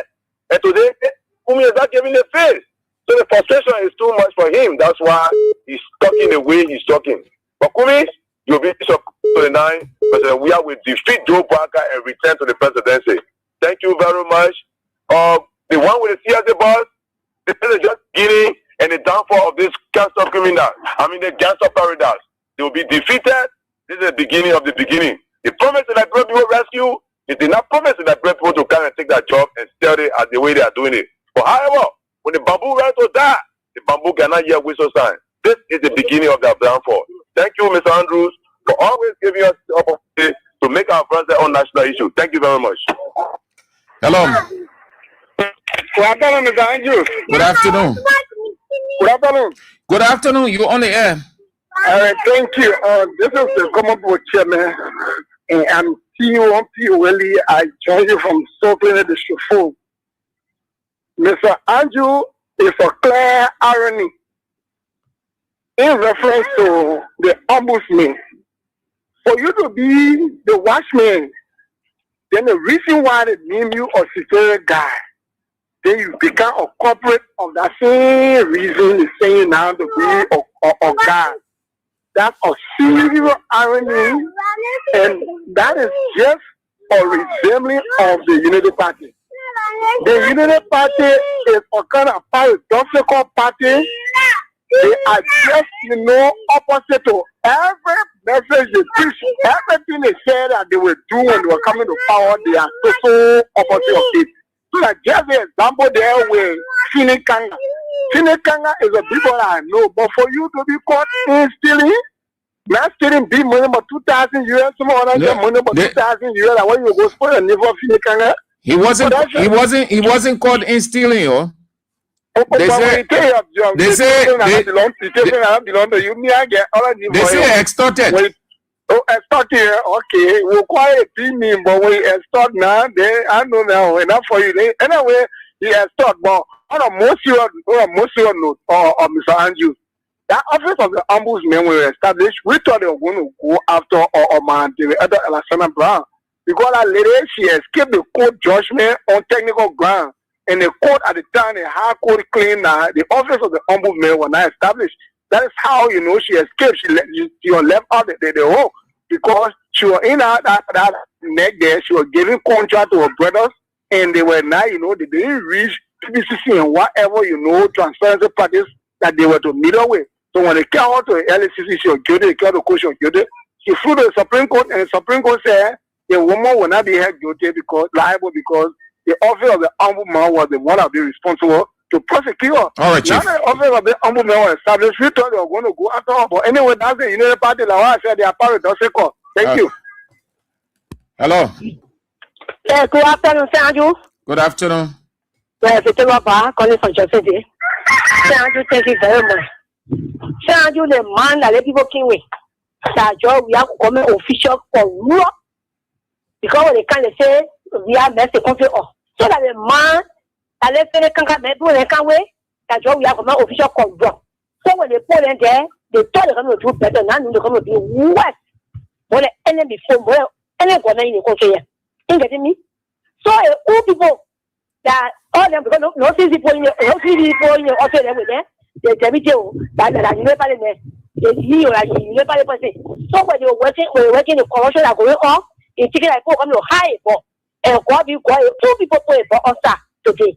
So because the parade running like job the government official for more than anything. So the quarrel the thing are happening now, let us see because it's system like nobody can go. Let us see now. Let me tell you, President Boga will not prosecute that more than that man. He will only offend him. You not prosecute the man because and the people bring Boga to power. You not prosecute him. So we don't get nothing for how they put him. But I wouldn't job your government, no big job your government official. I'm going to be there. They are citizen person. Stand a day. They fire the man, stand and prosecute him. But because I job your government official, so they will not prosecute. They'll be talking about them suspending them. So the people why they say, oh, Joe, President Boga clean, President Boga official clean today. We are seeing it on our watch. The people all the government in the country. Thank you very much. Okay, Vic. Yeah, it's not easy.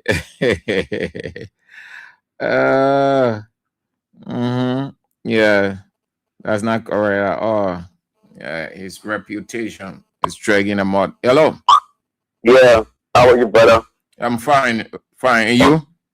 Thank you, sir. Yeah, not bad. I'm British calling from Omega Bell.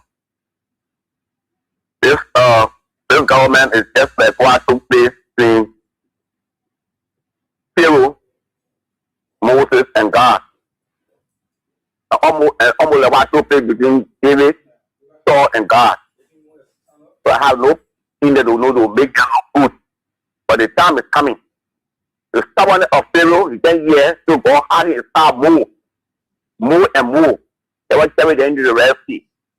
The wickedness of Saul, all what David did, all what they put in, but they came as a rescue. But they not put God for it, look, God can rescue people. But say leave God out and say you are the rescue, and what I have an oath with the devil, with the devil, and put Christ upon the nation. So surely that Christ will turn around on them. The Christ that saw how over David is around he and his people. The Christ that saw how Jesus saw Israel is turned around he and his people. Thank you. God bless you. So what are you saying? What are you saying? Explain the political meaning of it. Yeah, the political meaning of it is that you are coming to power. You give somebody that said all kind of words about somebody. This person is not good. This person is not good. Talking about evil words. You think be the best. You think to be the best. That you are the rescuer. And God told Moses go and tell that I go want to rescue my people. But Moses didn't say I want to rescue the people. Because all asked God, how you lead these people as a whole person. He didn't do it. Hey, God, God will take it. Tell me, God not sleeping, he's watching. Only this battle go for the battle, not like a whole gun, not like a whole gun. Only God will fight this battle. And the battle is the battle of God fight the battle. So the battle didn't start, it didn't start, all what David didn't start.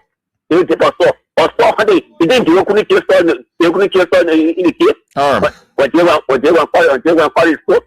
He didn't believe we are putting your when power state. You are okay. Because I will not do it. We know the law. So tell me. So everything you're going to do, God will expose them. Everything you do, God will expose them. Thank you. God bless you. God bless you. All right, Chief. Thank you too. God bless you also. Okay. Yeah. Where's my guy? Where's my guy? Yes. Let's have this break, a short break. May get something. Let's have this short break.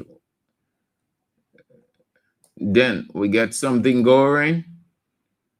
All right. This break. Where is it? Do I have it? Let me find it. Hello. Yeah, good afternoon, Sir Madru. Good afternoon. Yeah, I'm A. Sacramento Dennis. I prefer to be called the Peace Ambassador of Grangeda and the Chairman for the Voice of Grangeda organization. I call from Pinsville. Let me say thank you for those fascinating issues that you just flared today. I think the entire country is locked down to those information because it's very more calendar. Reaching to from the fact that the clip you just play, it tells all that some of all who have our children, we need to guess and to try to gather it. For me, I have 6 boys. So while hearing this thing, it can bring cold on me far. It can bring bad feeling to me. And because you can get a children, but when you go to work, the children who somebody go on campus, someone else will say, we're having football games. Someone else say, oh, they're having show. All these things, when I hear those things, they can really play on my mind.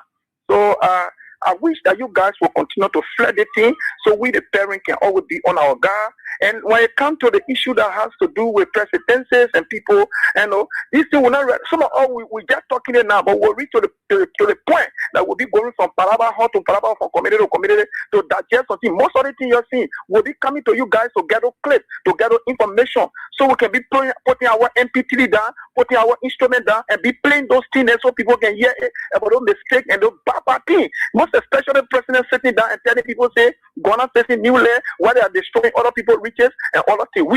All these things, you got to have all those things in your machine because time is coming. We will be the first soldier. Thank you for the opportunity. Thank you too. Have a nice Tuesday. Okay. So let's have this break quick. May get something and then.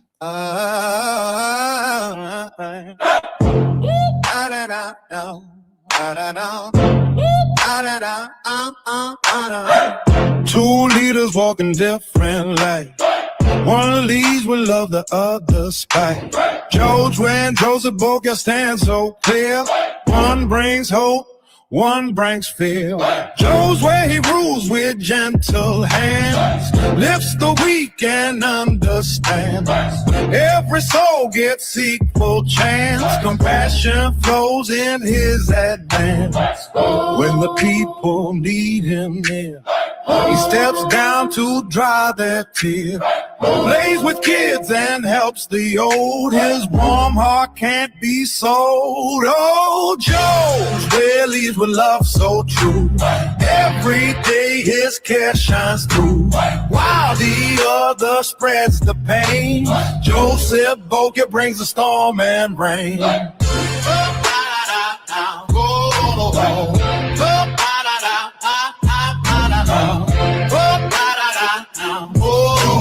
Joseph Boca brings the storm and rain. Joseph Boca rules with hate and lies, laughs as hungry children cry, treats his people like they're dirt, leaves them bleeding, leaves them hurt. When the nation needs his aid, he just watches while it falls, mocks their pain with cruel delight, devil dressed in leader's might. Oh, Joe's where leads with love so true. Every day his care shines through, while the other spreads the pain. Joseph Boca brings the storm and rain.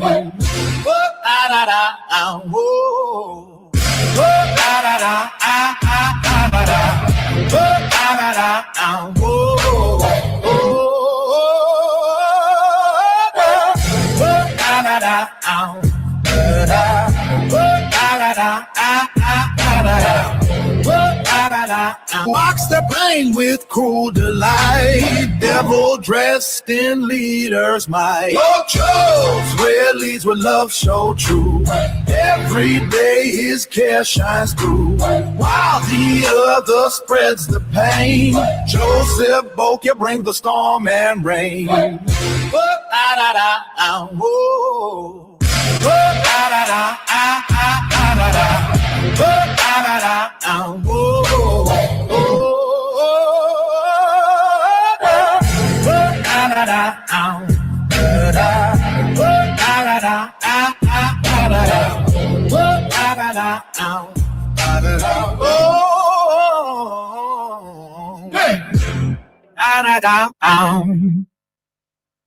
Right. All right. So this is what I should present to you. Given the nature, if the government can stop or will attempt not to be proactive, there will be no deterrent. First thing first, every government position itself that other countries will take it serious. That's the first. It may not be the first, but I know that in diplomacy, it's you must position yourself. Respect people, people respect you, country respect country, country respect country. But you never, as a country, especially when you are sovereign and independent, you tend to be the subservient party. Your people will not only be ill-treated, without fear, killed with no regret, but you will do nothing. What country in the world, you tell me, what country in the world that don't fear America? What country in the world that don't fear Israel? And we can go on naming several countries. You know why? They position themselves. Under no condition, you will just do anything at will to an American citizen, and then it slide down. Too many Liberians have died at the hands of other people in other countries or countries. And it's slide. Nothing. Sometimes the government will act like they have no idea whatsoever. Until you can position yourself in life to be respected, nobody will respect you as a human. Nobody will respect you as a country. Look at this place called Liberia. Foreigners flow in at will. Different schemes come in the country. All kinds of things are happening. All of the borders are porous. The seaports, airports, people of different nationalities come into this country.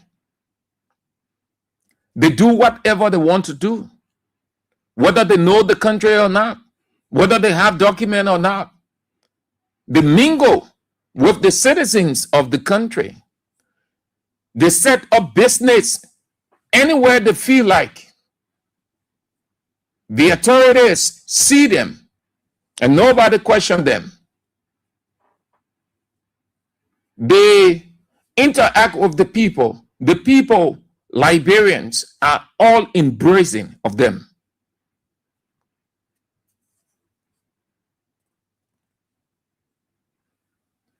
But let something happen to any one of their citizens, you will see a proactive stance. You will get an immediate reaction from that government through the embassy asking for answers. our country? No. No, not at all.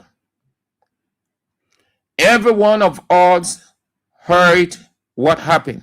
You've heard that, you participated in discussions around. I just thought to talk about the laziness of our government. The laziness. It's all because it is not political and there is no interest. There is nothing there to profit. There is no doctrine of reciprocity. When it was Garcia with a profit, they came out proactively, very fast, aggressive, joyfully, seriously. Liberia is a safe haven country. Liberia is a hospitable place. There is the doctrine of reciprocity. Prior to Austin death by Ghanaians, whether you like it or not,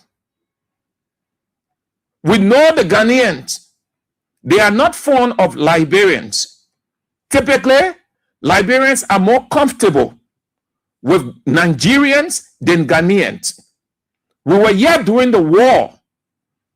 I'm not second guessing from anybody. I was here during the 1990s war. The 1990 war, we saw Ghanaians. We saw how they were treating Liberians here.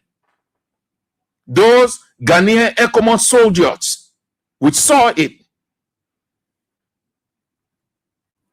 During the war, Liberians were more comfortable with troops from the other side than Ghanaians.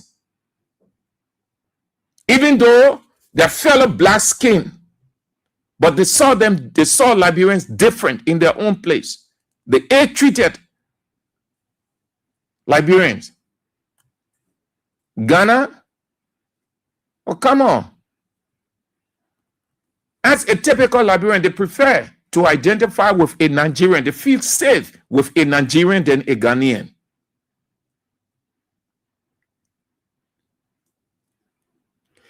The government should have immediately communicated.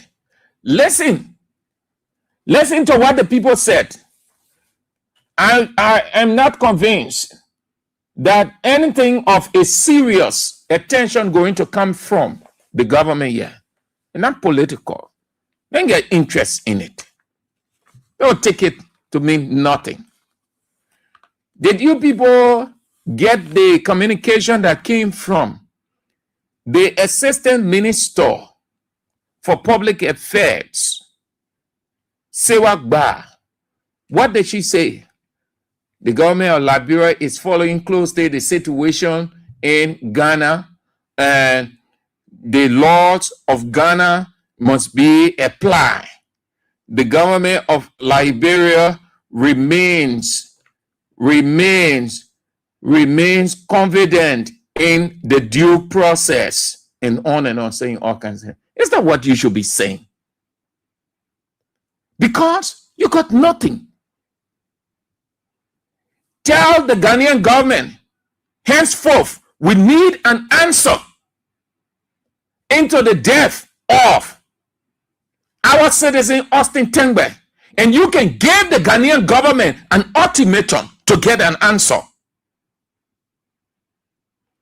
You have to position yourself. Who dare do any kind of stuff with American citizen? And then the American government say, we look forward to hearing from you consistent with due process. America will demand answer. Immediately you should give them an answer.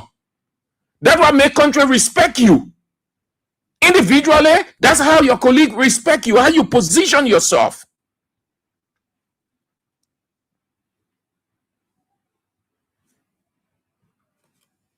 You know how many Liberians have been going through other things in Ghana? It's just Austin situation because it resulted to death.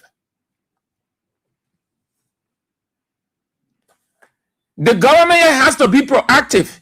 You can't be excited proactively only for political something when you're getting reward from it. Your people are dying everywhere. You show no concern whatsoever. You got those people sitting over there call themselves legislators. The kind of summoning that they ought to do. Serious country. The legislature will demand the justice minister to move over there to give them an answer. Let them say exactly what they have communicated with the Ghanaian government, what the Ghanaian government has told them. But the people don't take their citizens serious. This is the only country that is not protective of its citizens. You go anywhere, anything happen to you, that's it. Nobody has time. When those people in India killed the Liberian student, young boy, a resourceful individual in his prime, a destiny, a future for Liberia, getting ready to come back to his country, to use his education to help his country. They kill him. You all heard anything from the Liberian government? They just come up with faint words. We are aware. Well, if you are aware, what are you doing? When you are aware, you have to be proactive. That means you should demand.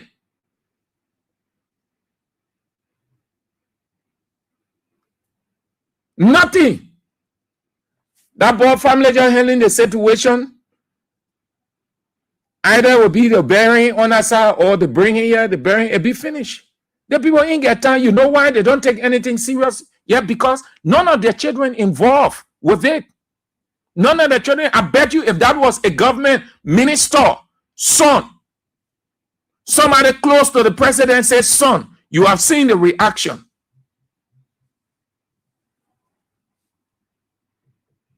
The government here has to be proactive. Don't be afraid of your fellow country. Let a Ghanaian, if that thing was the other way around, you have heard the Ghanaian government. You have heard, will be reading the statement from the Ghanaian government demanding answers from the Liberian government. What kind of country is this? Political sounding, you stretching your veins. You shouting all over the place, speaking all the political, using all the political terms. Because you're getting reward for it. But your people are being killed by other countries, other citizens, and you mute yourself. If you're depending on this government, you're who out of Liberia, you're depending on this government for anything in terms of protection. You better tend to go and you be careful with yourselves. You position yourselves good. And you just look up to God. These people are only concerned about themselves. Yesterday they were yelling all over the place. Oh, Sarah Besla-Yanti, restore the image of Liberia in the Committee of Nations and President Bouhaka leadership. Show leadership in this world. The same praises. Get praise from them and let the people say, yes, the Liberian government stood up to the Ghanaian government. And the Liberian government was right. Yes, Sarah Besla-Yanti showed leadership. Yes, Bouhaka showed leadership. This is where you show leadership in such a precarious situation. It's not the one where you get smart in and you say show leadership. You go sit down table. All two are very significant. The fact that you are on political table. They were praising you. Sarah Besla-Yanti. The woman changed the diplomatic landscape of Liberia. And President Bouhaka is there. That the same thing, you do the same thing here in this situation. So the people will know the next time they identify anybody in Liberia, they say you leave that person. Those people country, they quit to react. We get Ghanaians in there, we get Sierra Leoneans there, we get Namibians there, we get all of those nationals there.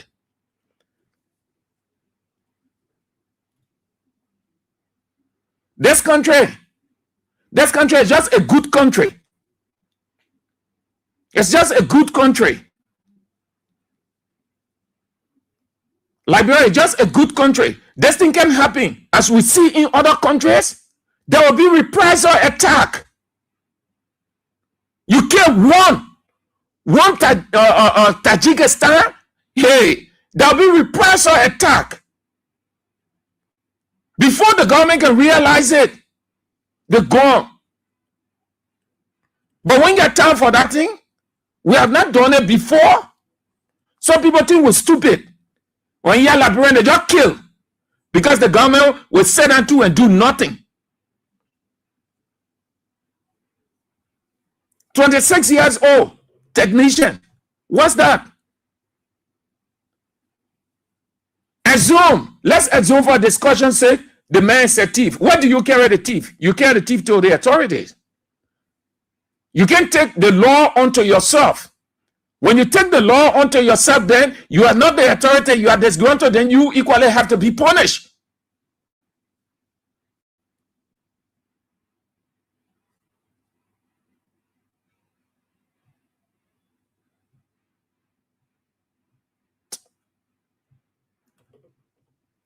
Let's listen to this guy. This Ghanaian pie, he was blonde. He couldn't have put it any better. To this Liberian man. None of them have come out to speak. Now, when you even go to comment section, some Ghanaians are asking, what did this Liberian boy do that they have to beat him to death? All the time, I keep on saying that Ghanaians don't have sense. Let's assume that this Liberian boy, he has done something that his own people he referencing how heartless and cruel they are. And let me inject this, not all Ghanaians. There are some responsible, intelligent Ghanaians. Our reference to my emphasis is on our government, not the Ghanaians, on our government. I just shared with you a couple of lines. I decided not to go in detail of what they released because it's like saying, oh, come on, man, this man was reckless. That was the case. So, Ghanaian government, we're waiting for y'all. Whatever y'all tell, that what y'all will accept. You look at the statement that came from Foreign Affairs by Siwakba. Is that what you should be saying? You should come with diplomatic deterrent measures. And diplomatic deterrent measure is we need an answer. We demand an answer. When you speak that way, the next time they'll be careful and say, if we do this, those people, they'll react. You position yourself. Why everybody complaining on Trump today? They're not complaining on Trump because Trump is a bad man. Trump positioned America. You don't dare try America any kind of way. You have to position yourself in life for people to respect you.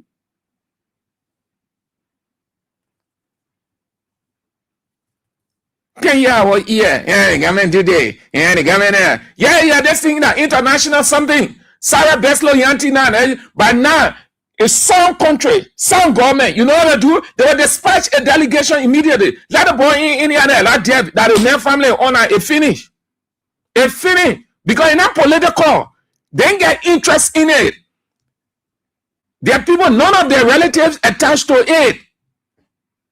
So it's not important. Ghanaians are coming to talk about this, to show concern and condemn the people who have done this to this Liberian man. None of them have come out to speak. Now, when you even go to comment section, some Ghanaians are asking, what did this Liberian boy do that they have to beat him to death? All the time, I keep on saying that Ghanaians don't have sense. Let's assume that this Liberian boy, he has done something that against the law in Ghana. That is why okay, Chief. Thank you, sir. Let's go to hold on. Let's get to an eyewitness. Let's have an eyewitness account. This lady was there. So they beat him until he didn't have strength to do anything. I was like right here and shaking right here, and us was standing right next to me. And the security man was just right here with the cutlass standing right here, and he was shouting at us. And I was just telling us, I said, go step, because I don't want them to fight. So I was telling him, I said, go step. And he was like, no, why should I go a step? Like that. I didn't do anything. I said, no, go a step. And the man was talking in Twi and in English at the same time. So when I turned my back trying to push him to go, the man then pushed me aside and then grabbed us and brought him down and hit him. Get out. You come in somebody compound, you come there harass their wife, I'll beat you. He started saying a lot of things. Another guy was passing, he was painting. So he had paint all over everybody. The guy held him very tight, like that. So, oh, leave him, why are you beating on him? And he tried to explain to the guy in true. So the lady that said she was assaulted, she also came. And I was trying to ask her, I'm like, what happened? And she was explaining. So I was telling her sorry. I said, sorry, let it be like that. And us was just standing right next to the place like this. And the guy moved his hands from the person that was holding him and rushed to us again and pushed him, start to hit him, get out, leave the compound, leave the compound. And myself, I ran behind him. I'm like, stop hitting him, what happened? Let him be. Trying to talk to the guy, to not hit him. He said, all he wants is us to leave the compound. So I didn't talk to us. I said, okay, leave the compound. Don't come inside. Do you get? Stay outside, let me get the thing so we go. Like that. Right to between the tank. Let's just go there. The polytank. Yeah. So it was just right here. It was right here. And he told us to leave. So I didn't walk with us. I said us to go outside. So us went outside. Us was outside. The lady that assumed to be assaulted was right here. The security man was just right here, like few minutes away. And I was talking to her and trying to calm her down. And us was trying to come back to talk to her. I said, no, don't come inside. You just stay outside. If I go away, don't come back here. And he listened to me. So he was walking away. He wasn't to the front of the gate. He walked in front. All of a sudden, the lady was found in court. She gave the phone to the security man. I don't know what they say in Tree. And the man flew up with speed. He was chasing us to the cutlass. So before I could leave from here to go there, I didn't know which direction they went to. So there was a girl upstairs that told me still they were fighting him up there. They were like so because he was shouting, I don't know, Ebere or what. Something like thief. So that was how they jumped on him at the scene to where it happened. And they started to beat him. So before I could leave from here to go there, I just met him helpless on the floor. And I called his friend who did the video, was talking to us. I'm like, he's not a thief. Why are you beating him? He came to collect paper. And I also came along with him. He's not a thief. Can a thief? I had his bag with me. His laptop bag, his phone and everything. I'm like, can a thief be dressed like this? Can a thief have all of these things? He's not a thief. Oh, he's not a thief. I know, madam. We are not saying he's a thief. I said, but you say he's a thief. That's why people are hanging on you. No, he assaulted somebody, so we are taking him back to the compound. And I'm saying he's not leaving from here. And I was trying to call his friend, and another person came to me with a rock. They will smash my phone. If I don't leave that face, they will slap me. So there was a lot of things that happened. And then a motorcycle was passing, and I stopped the boy. And the boy stopped and came and asked. He spoke Tree, they explained to him Tree. And then he came to me, madam, what's happening? I tried to explain to him. That was how the boy started horning the horn and calling few friends. When people came around, then later explained to the guy. But at that time, also already weak. Yes, because he was just fighting to get off the ground in Pune. So a lady was there saying, oh, go and get water. And when I bought a sack of water, I got it. We were wasting it on him, but he was still weak. So somebody said, oh, you're taking him to the hospital. I ordered a ride, the ride canceled. So somebody else was there. A man was there. And then he was angry. Because after I explained to him what happened, he got angry. And then he called the police immediately. So the police came and went to the hospital. Before we reached, us was dead. Let's hear from the biological sister, Austin sister. This is Austin, biological sister. Justice for my brother, because he didn't deserve the way he died. He did not wrong these people. He did nothing to them. I want justice. My country wants justice. My mom wants justice. Even the video on social media, I can't watch it. I have to close my Facebook. I can't stand it. I've not seen my brother. I don't even know what he looks like. My brother was my everything. Aside my husband.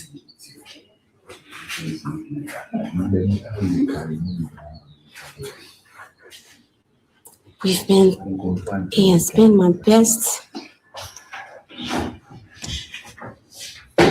brother, family member.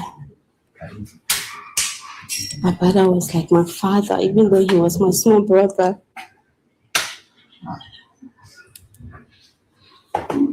He's the one that gave my hand in marriage.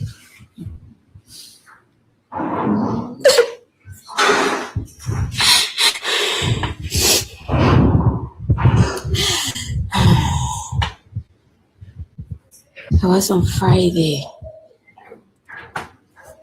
He told me on Thursday that he was going to make a presentation for a website that he had built, and his boss was sending him to go and make that presentation. So on Friday, I was expecting him to go, and I was in the room preparing to go to the market, and he came and knocked that he was ready to go.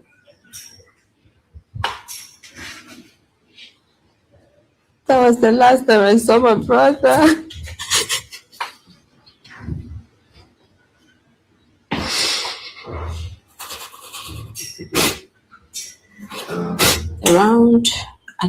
I went to the market, so my internet was not on the phone. So I got back home around 3:49. I put the internet on in the house, and I saw that his friend Mark was calling me. 3 missed calls. And it's unlike Mark to call me like that, back to back. I started panicking for some reason. Like, what is... Instead of calling Mark, I decided to call my brother. I called his phone, and the girl picked. The girl that you just interviewed, she picked. And she started shaking and crying. Yeah.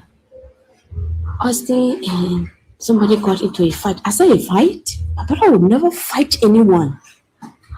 Because I personally advised him, we are foreigners in this country, do not fight anybody. He knows that. I asked the girl, how? Why? And she said they got into a fight and Austin is unconscious, he's not talking. I just dropped everything. My husband and I left the house. We went straight to Sakumono. We asked her where was the place. She said they carried him to Sakumono Community Clinic Hospital, something. And we went there.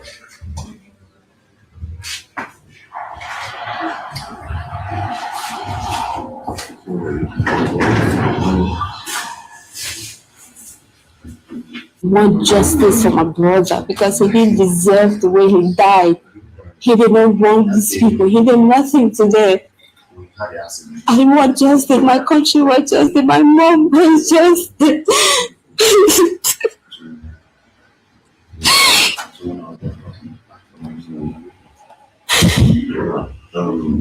Have you reached out to your extended family back in Liberia? Yes. How are they taking the loss? Nobody is taking it easy because Austin is well, because he's there, but he's loved. Like if you go to my country now, everywhere is scattered. He's loved. His father's house is choked with people, friends, they are there. And his father is... It was my first time to hear a man cry. That man cried yesterday like a child. Nobody is taking it easy. My mother is fainting. That's her only son. Those involved. Even if we don't get the justice that we deserve, but God will judge you all.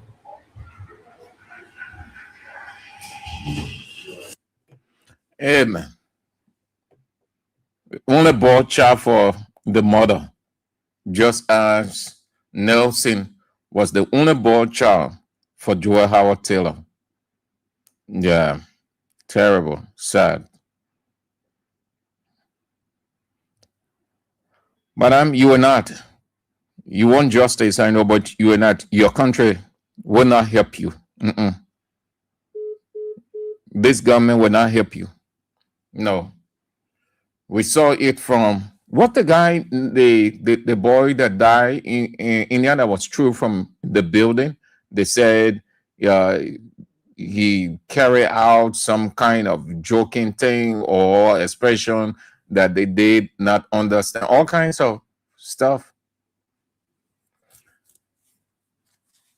Our condolences, madam.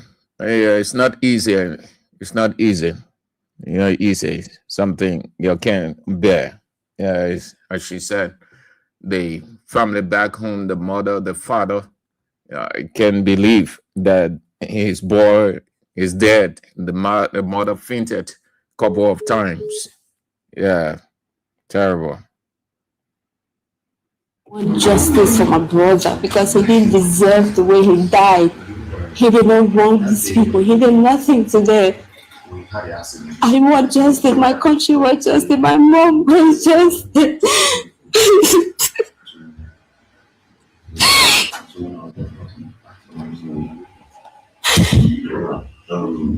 Have you reached out to your extended family back in Liberia? Yes. How are they taking the loss? Nobody is taking it easy because Austin is well, because he's there, but he's loved. Like if you go to my country now, everywhere is scattered. He's loved. His father's house is choked with people, friends. They are there, and his father is. It was my first time to see a man, to hear a man cry. That man cried yesterday like a child. Nobody is taking it easy. My mother is fainting. That's her only son. Those involved. Even if we don't get the justice that we deserve, but God will judge you all.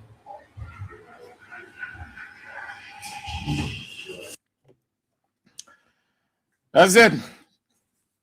So, yes, the caution. They will put it on Liberians saying this, Liberians doing that. They use that to justify.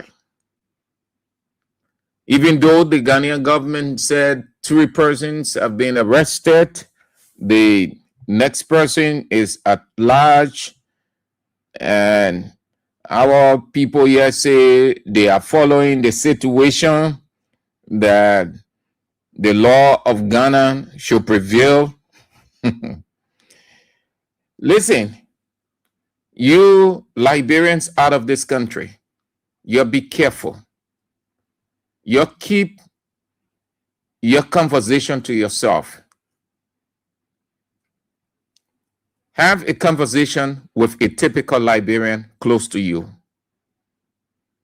Don't have a conversation with a person who doesn't understand your language. The Indian government did not reveal the detail. I think that whole situation is dead now because we've heard nothing. But what initially came out, they say it was from a conversation that the lady did not understand, and she ran to her boyfriend and gave the boyfriend a version that the boyfriend understood it as disrespecting or insulting. And the other people around said it was just a joke. So you want to take it this way. The people don't understand our tongue. The foreigner don't understand our tongue. So you want to keep your conversation from them. Hello, hello, sufficient. It is not a crime just saying hello, hello. It's not a violation. It's just an ethical standard, and it keeps you out of trouble. Because sometimes when you think that you're going beyond hello, hello, somebody might think you're just saying something to them or you're just insulting them. And before you can realize it, they've taken action, they've done something, or call a police, or just get on your person before you can realize it, like what they did to Austin. How can an IT man be a rogue? An IT man, the man's biological sister said he had gone to build. The man was a technician, a website builder. an IT expert. IT experts, one of the peoples in this world that make money. They make thousands of dollars. They never go broke because that's the age we're in now. How can such a person be a thief?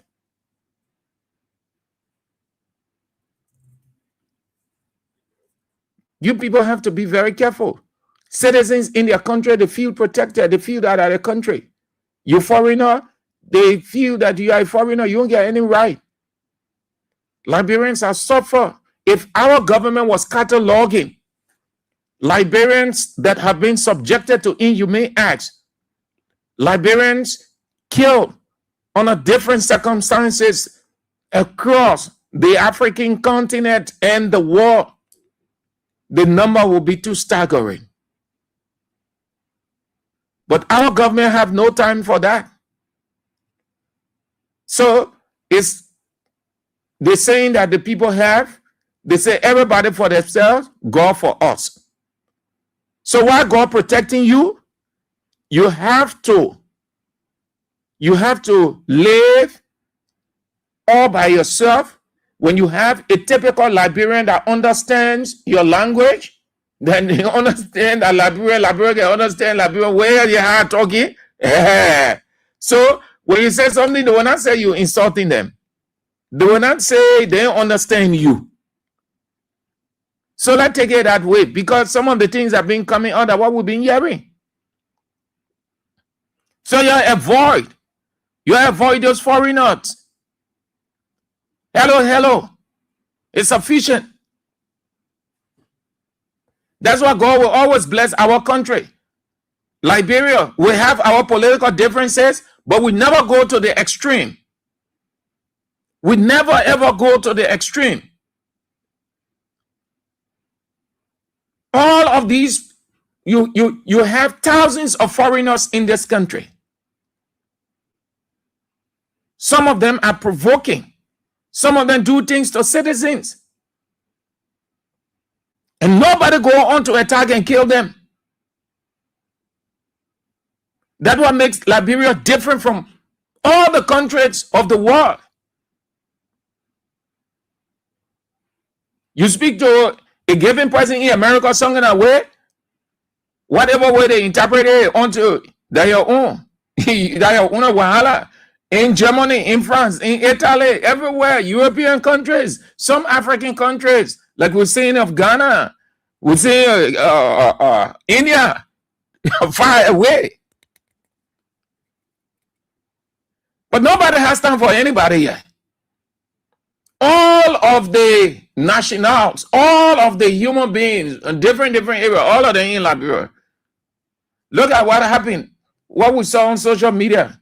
That an Indian man, white skin in our country, dehumanizing Liberian, beating Liberian, all kinds of ways. What happened? He gone scot-free. In our own country.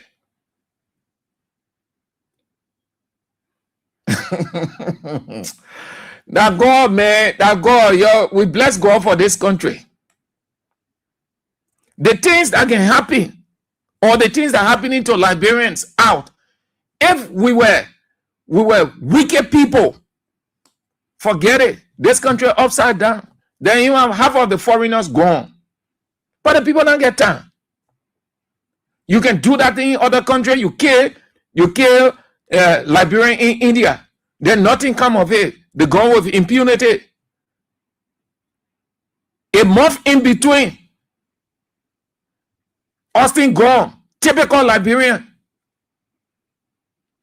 Then the government here said the following the situation closely. Look at that nonsense. Following what situation closely? They kill your citizen. Then you say you're following the situation closely instead of demanding Ghana for an answer. You think you will kill a Ghanaian? Liberians will kill Ghanaian, then Ghanaian government will say they're following the situation closely. They will inform the government of Liberia to give them an answer. You think you are only protective of your citizens when you in those that are in the country? That film setting they released over there saying they're following the situation closely and consistent with the laws of Ghana. They are confident. You should be expressing confidence. I see you, man. I see you. Our condolences to Austin family and the others. That's it. So the world's greatest team, let's go home this way. The world's greatest team is on tonight at 8 o'clock. The second leg of the King's Cup semi-final. Honestly, I'm not sure that we can advance to the final. I should be very honest as a Barcelona fan.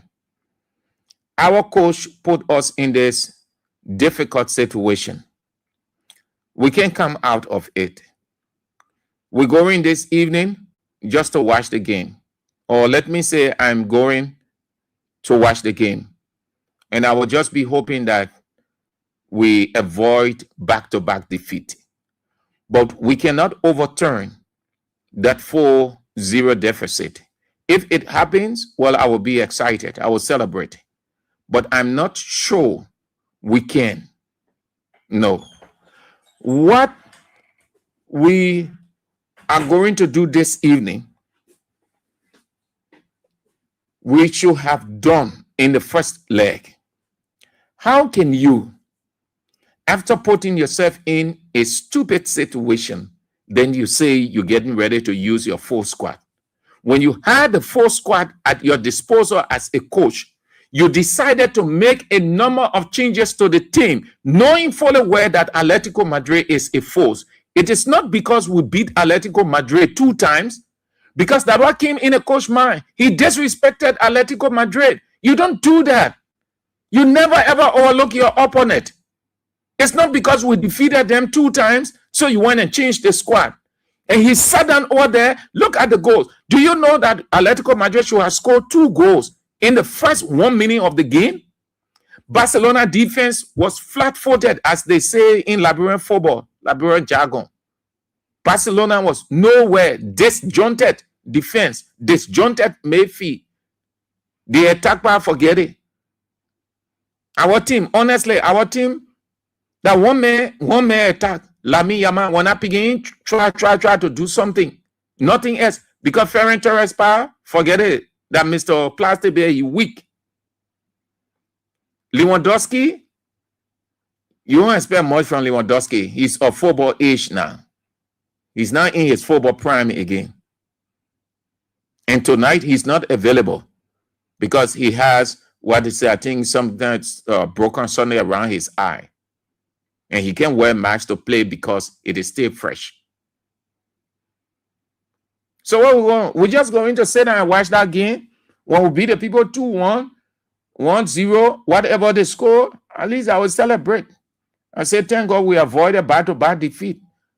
But Barcelona cannot stop Atletico Madrid from scoring. Atletico Madrid got nothing to lose. It is Barcelona who has the burden. Atletico Madrid has 4 goals.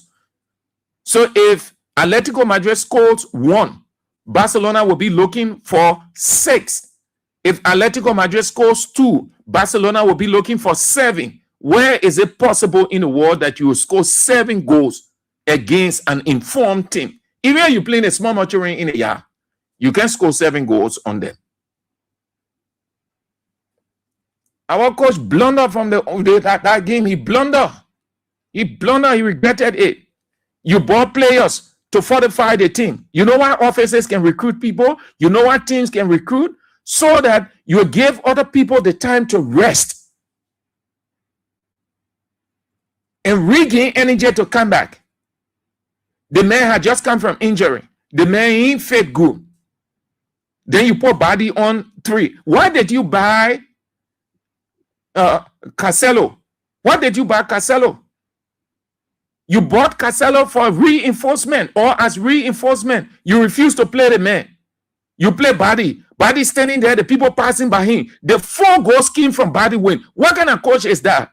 How you can coach? I could stand on the touchline, coach Barcelona, Atletico Madrid. Now going to get Barcelona 4. You're sitting out there as coach. They're passing by your number 3. They're going to score. They're scoring. They score the first one from there. They score the second one from there. They score the third one. And you stay sitting down looking at it. I see you, man. You can do your stuff. I see you, man. Barcelona were too dull. Yeah, man.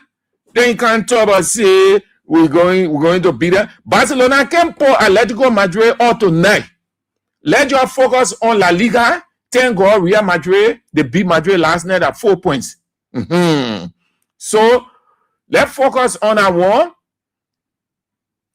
And then whichever way end in our favor, we take go. But the other Copa, let's take it from there. They call Kings Cup enough for Baka. I leave we carry Super Cup. I think this season we carry 2. So let Atletico Madrid carry that one. Let's forget about it. We're going to watch that game. For me, personally, I just going to watch the game that Atletico Madrid might not be or to avoid back-to-back defeat, but to advance to the final. I beg you, yeah. If it was 3-2, 4-2, 2-1, then you know me, I will be making B-more, I will get your school. But I can't do it. I see you. I see you. The news is on at 6. Join us for that King's News, bro. And then at 8 o'clock, you already know the radio czar himself is in. The teacher of the land, the light of the nation, the evangelist, the attorney at law, A.B. Will, with face the issues. If God permits, we're back tomorrow. This is how we go home. Jah, Rastafari. It's a redemption day. Wagwan must struggle. Wagwan revolution, people. Wagwan the blue revolution. You ready? CDC, you ready? Let's go.